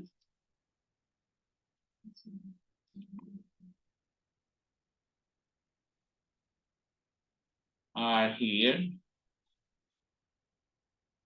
Let's see. Yeah, goes one here, another. Let's see if there's something wrong here. Meters square per second square. Let's see. Yeah, there is a problem here. Okay, nobody picked that up, right? Let's see what's the problem. Yeah, let's see. V square, let's see, centripetal acceleration, meter. Oh, no, that's okay, meter per second square. Yeah, okay. Yeah, there's a problem here. Is the square. I didn't notice that. Here, nobody saw that either, right? The square of the centripetal acceleration. Because it's the square of the centripetal acceleration, we have an r square here and omega to the fourth power here. And now we can put the r square outside the parentheses, and the omega here becomes to the fourth power. This guy here has units of meter square. This guy here has units of second to the fourth power. Radian square per second to the fourth power. Here you go, we have radians to the fourth power. Don't forget radians is a unitless unit, right? So it doesn't matter that it's raised to the fourth power and the other one is raised to the second power. It doesn't matter. And now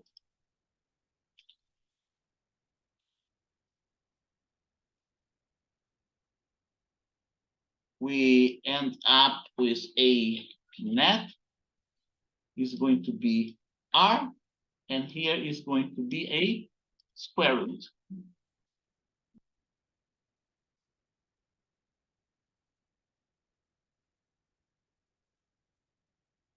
Let's take a look at your book.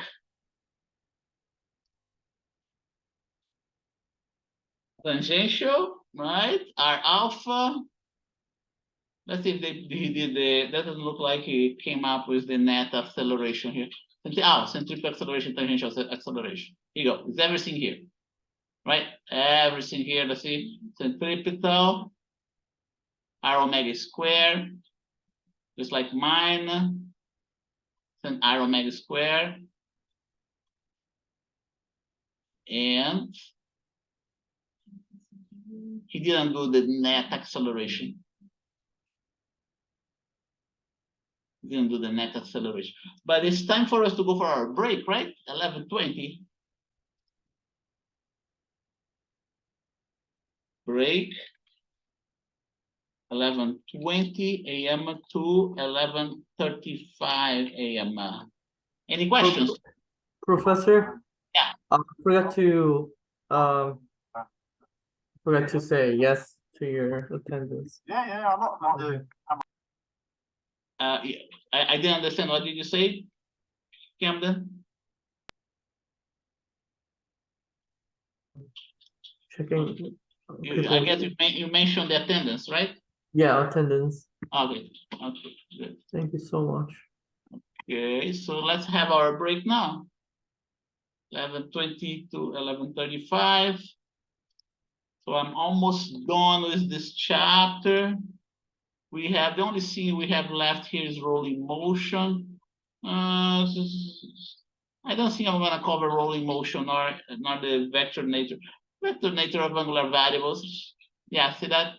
Yeah, that's kind of straightforward. Let's see. Rotational motion, angular displacement. We did that. Angular velocity, angular. We did that. 8.1, 8.2. The equation of rotational kinematics. We did that. Angular variables, we did that. Centripetal acceleration, intention. Okay, we're going to leave this one out and already covered the vector nature of angular variables as well. Okay, so I see you in 15 minutes. Stop sharing.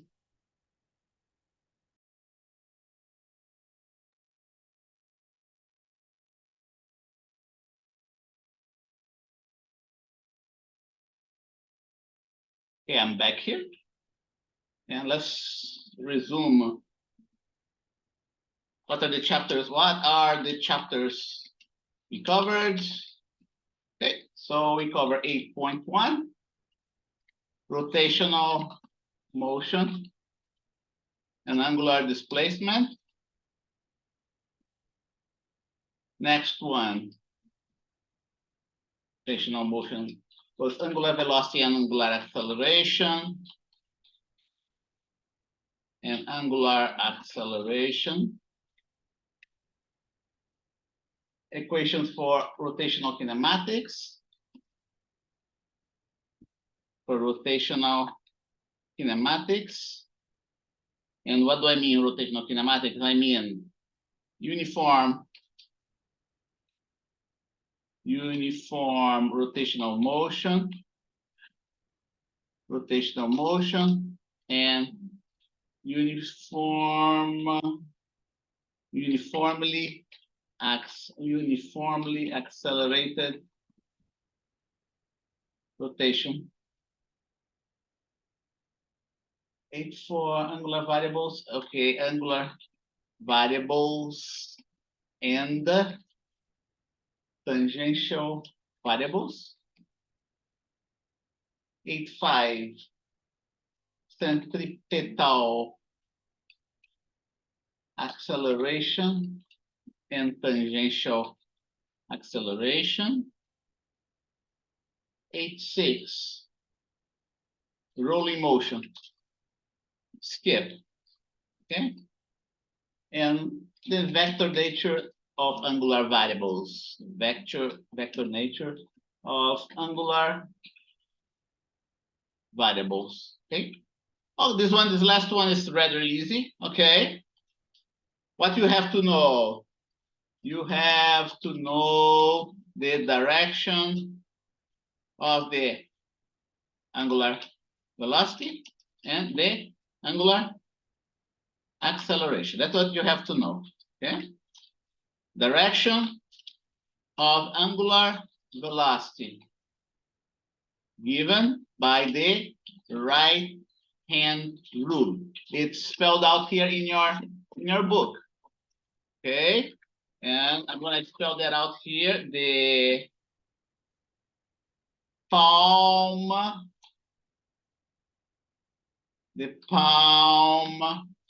of your hand moves in the direction of rotation, and the thumb points in the direction of the angular velocity vector, just like it's spelled out here in the book. Okay, so here goes the thumb indicates the direction of the angular velocity vector. If the object is rotating, if the rigid body is rotating in the counterclockwise direction, the angular velocity is upwards. If the rigid body is rotating in the clockwise direction, the angular velocity vector is downwards. Okay. What about the direction of angular acceleration? Depends on whether the object is accelerating or decelerating. By decelerate, angular accelerating or angular accelerate or decelerate angularly, right? Let's put it this way, angularly. If the object is accelerating, magnitude of omega is increasing.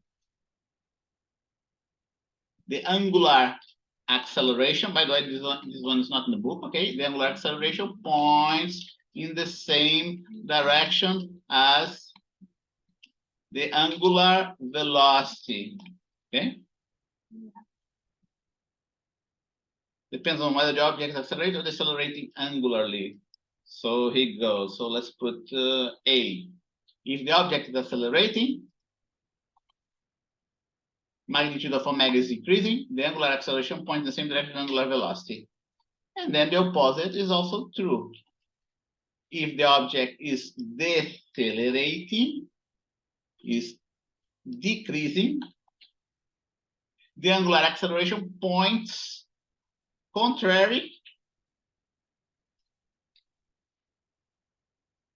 points in the opposite direction,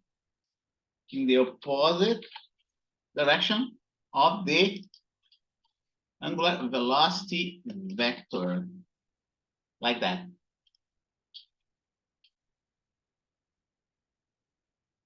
Okay?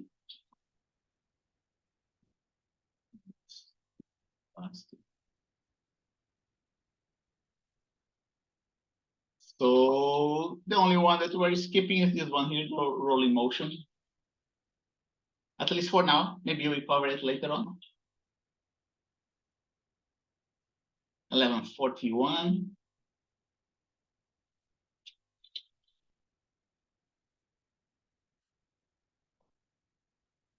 Let's see what's next now.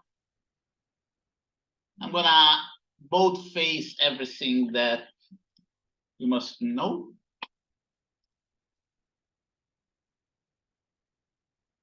Concept summary, and then we have the problems.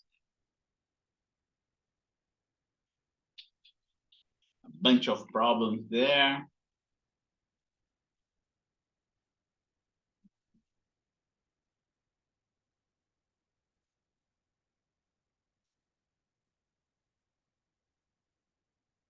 And the next is going to be rotational dynamics.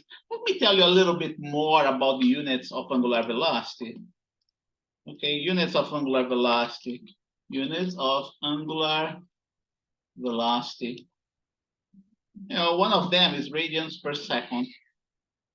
But there are others too that we see out there. Have you ever heard of, for instance, RPM, right? RPM is rotation per minute. Okay, your car displays the rotation of your engine in RPM. We can also say that degrees per second, yeah. But the actual unit, SI unit, is this one here. RPM. What else can you think of? Rotations per minute. You can be RPS, right? RPS, rotations per second. One rotation, right? Where one rotation is equal to 2 pi, or 360 degrees, or 360 degrees.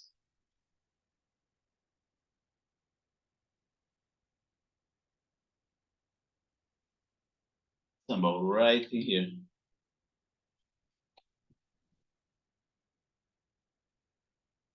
Two pi or 360 degrees.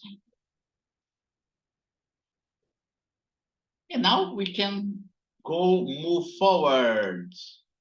We go rotational dynamics now, chapter 9.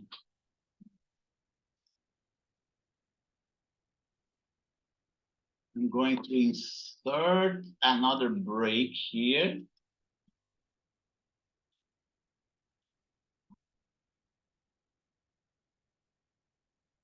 Rotational, that's dynamics. That's going to be a little bit more challenging than the previous chapter. This is more challenging than the previous chapter because we introduce concepts that are more involved. Okay? So, you already know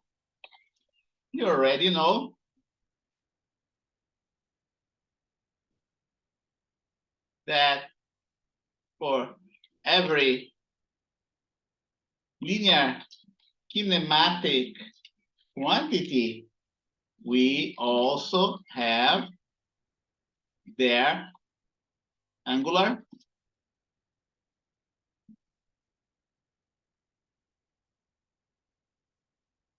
how do I call it? How do I say? We also have their angular counterpart. right? What about the linear dynamic? What about the linear dynamic quantities? And by linear dynamic quantities, what do I mean? I mean linear force, right? Linear force, not just linear force, but linear momentum that we just saw. Linear momentum, not just linear momentum, but also Newton's, the angular counterpart of Newton's first and second laws, right? So let's see, what about the angular counterparts? The angular counterparts of the linear dynamic quantities. So let's see, do we have a counterpart, an angular counterpart for the linear force? Do we have an angular counterpart for the linear momentum? Do we have an angular counterpart for the Newton's first and second laws? I can go further than that. I can go further than that.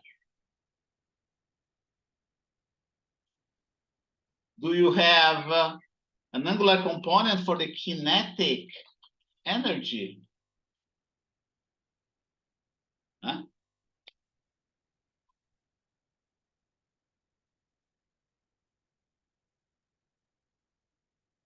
Do we have an angular component for the linear mass? Mass, huh?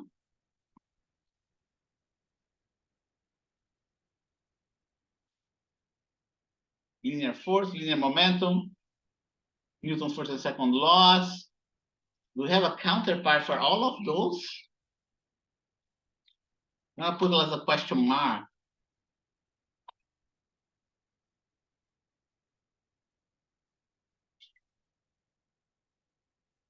We have an angular counterpart for the linear mass.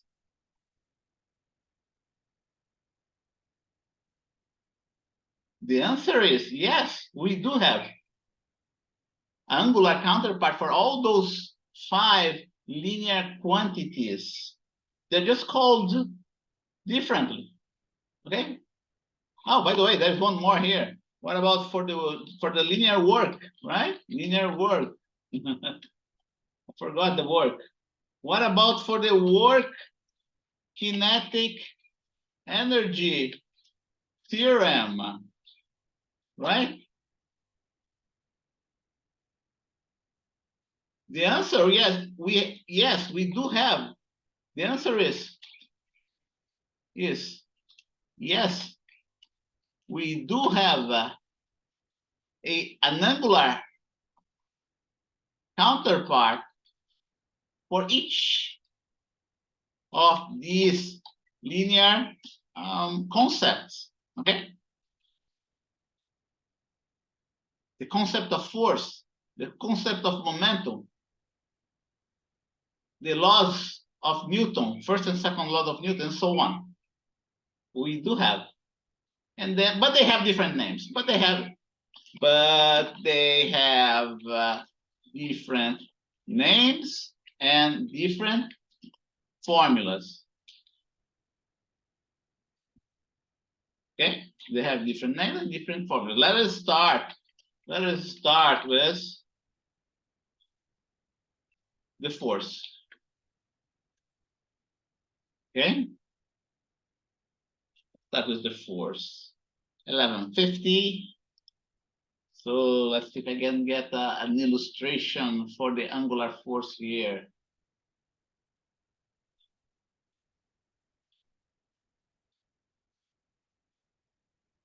Okay.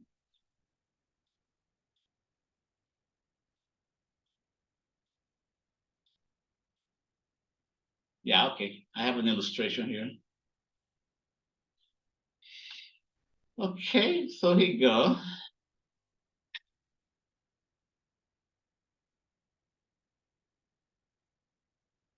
Let me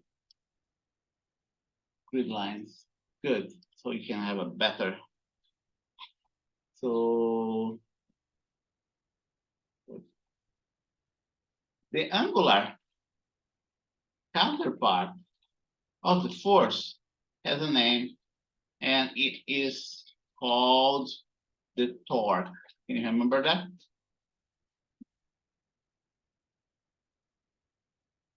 It's called the torque. The torque can be illustrated in the following way. Okay, so we can go here to my. So here is a door. Suppose that we have a door, and can be the door at home, can be the door there at the college. The door is attached to the wall by hinges, and this door rotates around an axis that passes through the hinges.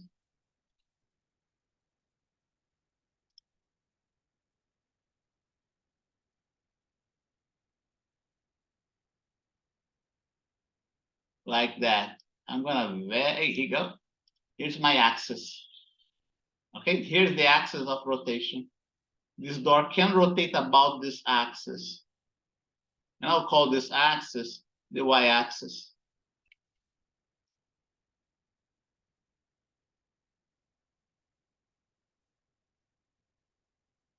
Now, if you look from the top, the y-axis is right in here where that arrow, where that vector is located, okay? I'm gonna put it like a black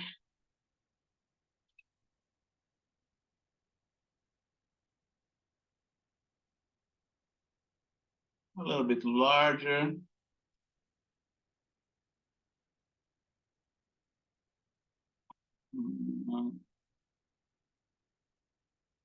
Size and position. Yeah, better. But I want it black. Feel good. Here is the representation of the axis. When the arrow is coming towards you, we represent that arrow coming towards you as a dot. Should be smaller than that. I think it's too large. Size and position. Yeah, let's see here. Yeah, now it's better. I like it.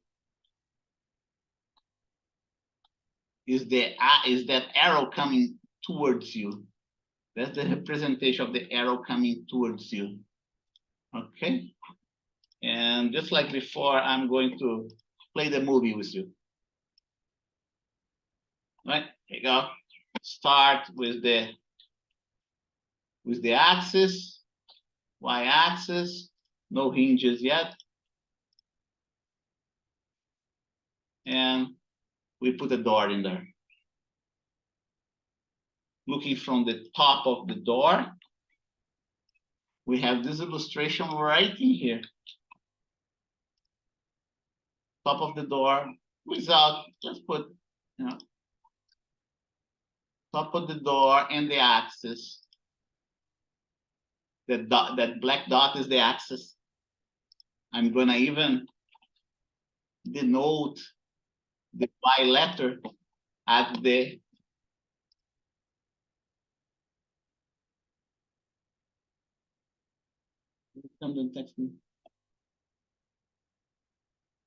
okay, like that.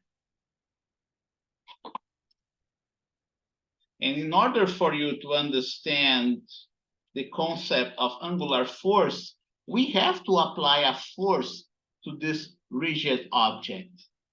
And here you go. Suppose that we'll do the simplest of all examples. Suppose that I apply a force that's perpendicular to this door, to this plane of the door. Okay?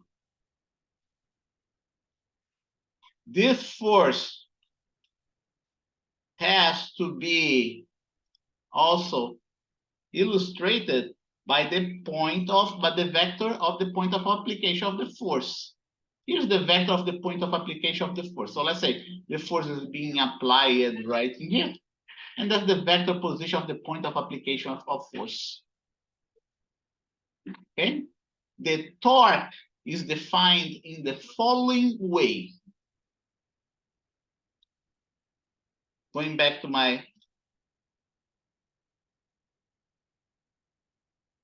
the following way. As a force being applied to a rigid body that can rotate about an axis, a fixed axis, a force F, fixed axis. The point of application of this force is located at a distance r from the axis of rotation. So you need those two pieces of information. Okay, actually there's three pieces of information. The torque can be defined as the following. Torque is represented by the letter tau. We have 3 more minutes to go. I'll be able to finish this definition for you. And next time we pick up where we left. Okay, the torque is represented by the Greek letter tau. Some people call it tau, but a student of mine who came from Greece, he told me that we actually pronounce that in Greece as taf, not tau, like many people said, okay? It's gonna be given by the distance from the point of application of the force to the point of rotation times the force, but there is one more term. The other term is the one that the force, which is a vector, makes with the position vector r. And that I'm gonna call it theta. Okay? That's the definition of torque. Notice that the larger the force, here you go, one by one. The larger the force, the higher the torque, right? Also, the larger the distance, the larger the r, the higher the torque as well. The torque as well. Finally, the closer the angle between R and F is to 90 degrees, comma, the higher the torque as well, higher the torque as well. Okay, so going back here, how do we measure this angle? We measure this angle by placing the two vectors tail to tail, and then you measure this angle right here. In this specific illustration, the angle is 90 degrees, and sine of 90 degrees is 1. So that's going to be the largest value of the torque that you can get for this specific force applied to this specific point. Okay? So if I were to instead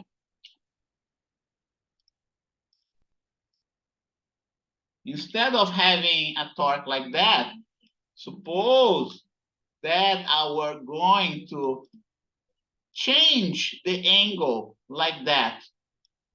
Same magnitude, same point of application of the force, but a different angle.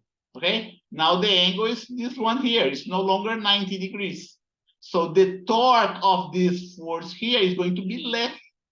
Okay, the torque of this force is going to be less than what we saw before. Higher torque, lower torque. Similarly, if I decide, no, I don't want to do that. I want to use this one here instead. 12 noon, huh? Running out of time here. Similarly, if I decide to apply this force closer to the axis of rotation, then the torque is going to decrease because the distance from the axis of rotation decreased as well, right? Similarly, let's see if I can. Similarly, if I were, can you picture that? Just look at the formulas, right? I'm going to move it a little bit here to the left. Similarly, if the force is applicable right here, and now the point of application of the force, since the force is right in there, the point of application of force is going to be larger. So now we have a larger torque, right? And so on. That's how you should look at that. So higher torque, lower torque, right? Higher torque here compared to this torque here. Higher torque here compared to this torque here. But this torque here is higher than everybody else. Professor? Yeah. I have a question. So torque is like force angular form? Yeah, I like to call the torque as an angular force. Angular force. Oh, okay. Yeah. The angular counterpart of the linear force. That's how I like to call the torque. Oh, okay. Okay. The angular counterpart of the linear force. Let me see if I can rotate this guy a little bit. And we have reached 12:02 right now. We can stop it right now. Any questions? You want to rotate a little bit this guy here. Oh, no, the other direction. To ensure that I preserve the length of the vector like that. Okay, this one. Oh, this one goes supposed to be there. The axis of rotation, right? Okay, so that's what we have for now. And I'm going to stay here for office hours. If you want to stay around and ask me questions, I'll be available, okay? So I have some questions about lap 5 materials. Yeah, so let me see. Group number? Group number 3.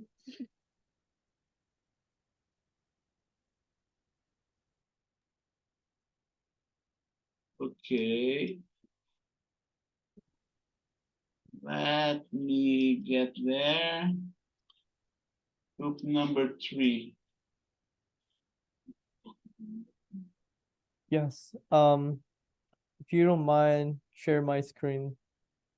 Okay, wait a minute. Let me get before you share the screen. Let me get lab number 5. Raw data. Group number 3, right here. Yes. And now share multiple. I'm going to stop sharing. Go ahead. You can share the screen. Okay. So can you see my screen? I just wanna like get this values. You didn't. I want to verify them. Correct. Okay. Let's go up. And also, I like everything. To be honest, I want you to check the whole thing.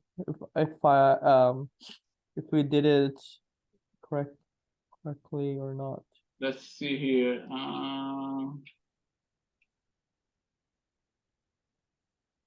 Okay, go down. Okay, for some reason you have a number 0 here in the in the last table. You see the last table? But here? Last table. Yeah, somehow like here, right? Yeah, click there, the cell. Let me see. I-53. Okay, so there's something wrong here. Okay, you did something there to that cell. Let's see here. Maybe I touched something. Yeah, you punched something. Let me see, where is the M6? Okay. Okay, so I want you to type it the following way. Okay. Okay, you modify the. I'm gonna share the screen with you. Okay. Okay, I'm going to start sharing.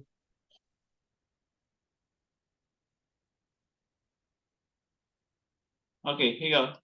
That's what you're supposed to have there. Average, open parentheses, M16 to M21.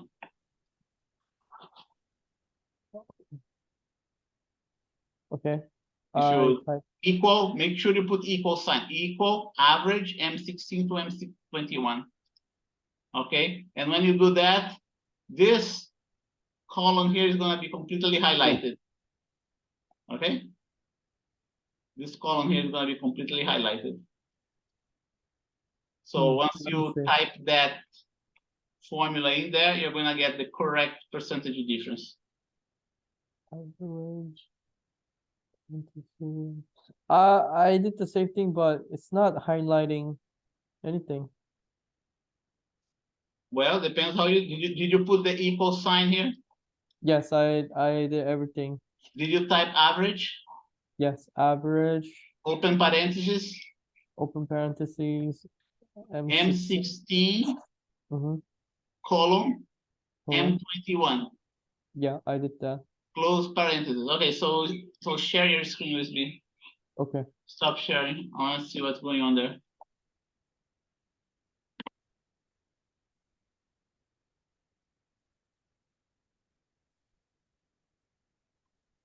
Let's see. Go up. Go up. Yeah, Oh, that was highlighted. that was highlighting. Oh, okay, okay. Yeah. No, press enter. Press enter. Press enter, okay. Yeah, press enter. Yeah. Okay. Good. Now you got 1.7432%. Oh, okay. And how about the units? Well, What? you put the correct units. That's all. Okay. Oh, Gotta be careful. there's no You gotta be units. careful. You got get out of that. Yeah. Here you go. Good. Yeah, you got Okay. the right units. So there's no unit sign. Well, you click that cell next to you. Mm-hmm. Yeah. Okay. Where this is? Where is this thing coming from? Yeah. Right there. What's the unit of this guy? Oh, it's a kilogram. Well, Okay. How about this one, the last one? Last. this one is right. It's correct. There's no problem there. Correct? Okay, how about the value? Is it correct? Yeah. Do I need to keep this as scientific form or Yeah. Put numeric format there. numeric? Okay. Oh, Yeah. You gotta be careful what you're doing. Enter. Yeah. Okay. Highlight. Right click. Format. and 5 decimal places. Font. Let's see. Number. Click on. Oh. See general number. You put yeah. You put number there. Put more decimal places. Yeah. Click. Click OK. Okay.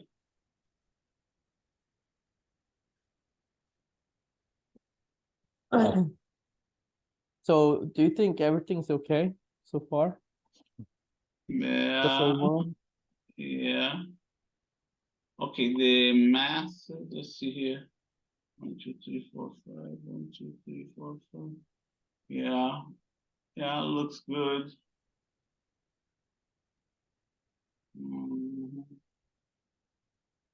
Come to minus on 1. Let's see. Okay. And 3. Okay. Look at the. I want you to look more carefully at significant figures for FNet. FNet, this one? That's not FNet. That's that T average. That's Oh, not FNet. Oh, okay. Oh, here? Yeah. Look more carefully at that. Okay? I want you to. It's due on Wednesday, so you have time to do that. Look at that. Look more carefully at that. Okay. Do you think the decimal places are they problems or? Well, you gotta apply the rules, right? You gotta apply the rules that that I taught there in the classroom, right? Mhm. Okay, let's take a look at the notes, right? And see what Yeah. would be the multiplication rule for this case. You're Okay. multiplying m1 minus m2 minus m1 with g. So you gotta So I got the chart like that. I uh-huh. plot the chart, and I think yeah, I think this chart is correct, right? Well, you gotta optimize the space, right? I don't see the space optimized there. I don't see the units. I don't see the labels for the axis. You gotta do all of that. Label for the axis, units of the axis, and you gotta optimize the space as well. Okay, I'll do that. Wait, something's. Oh, where do I have to figure it out? Let me stop recording.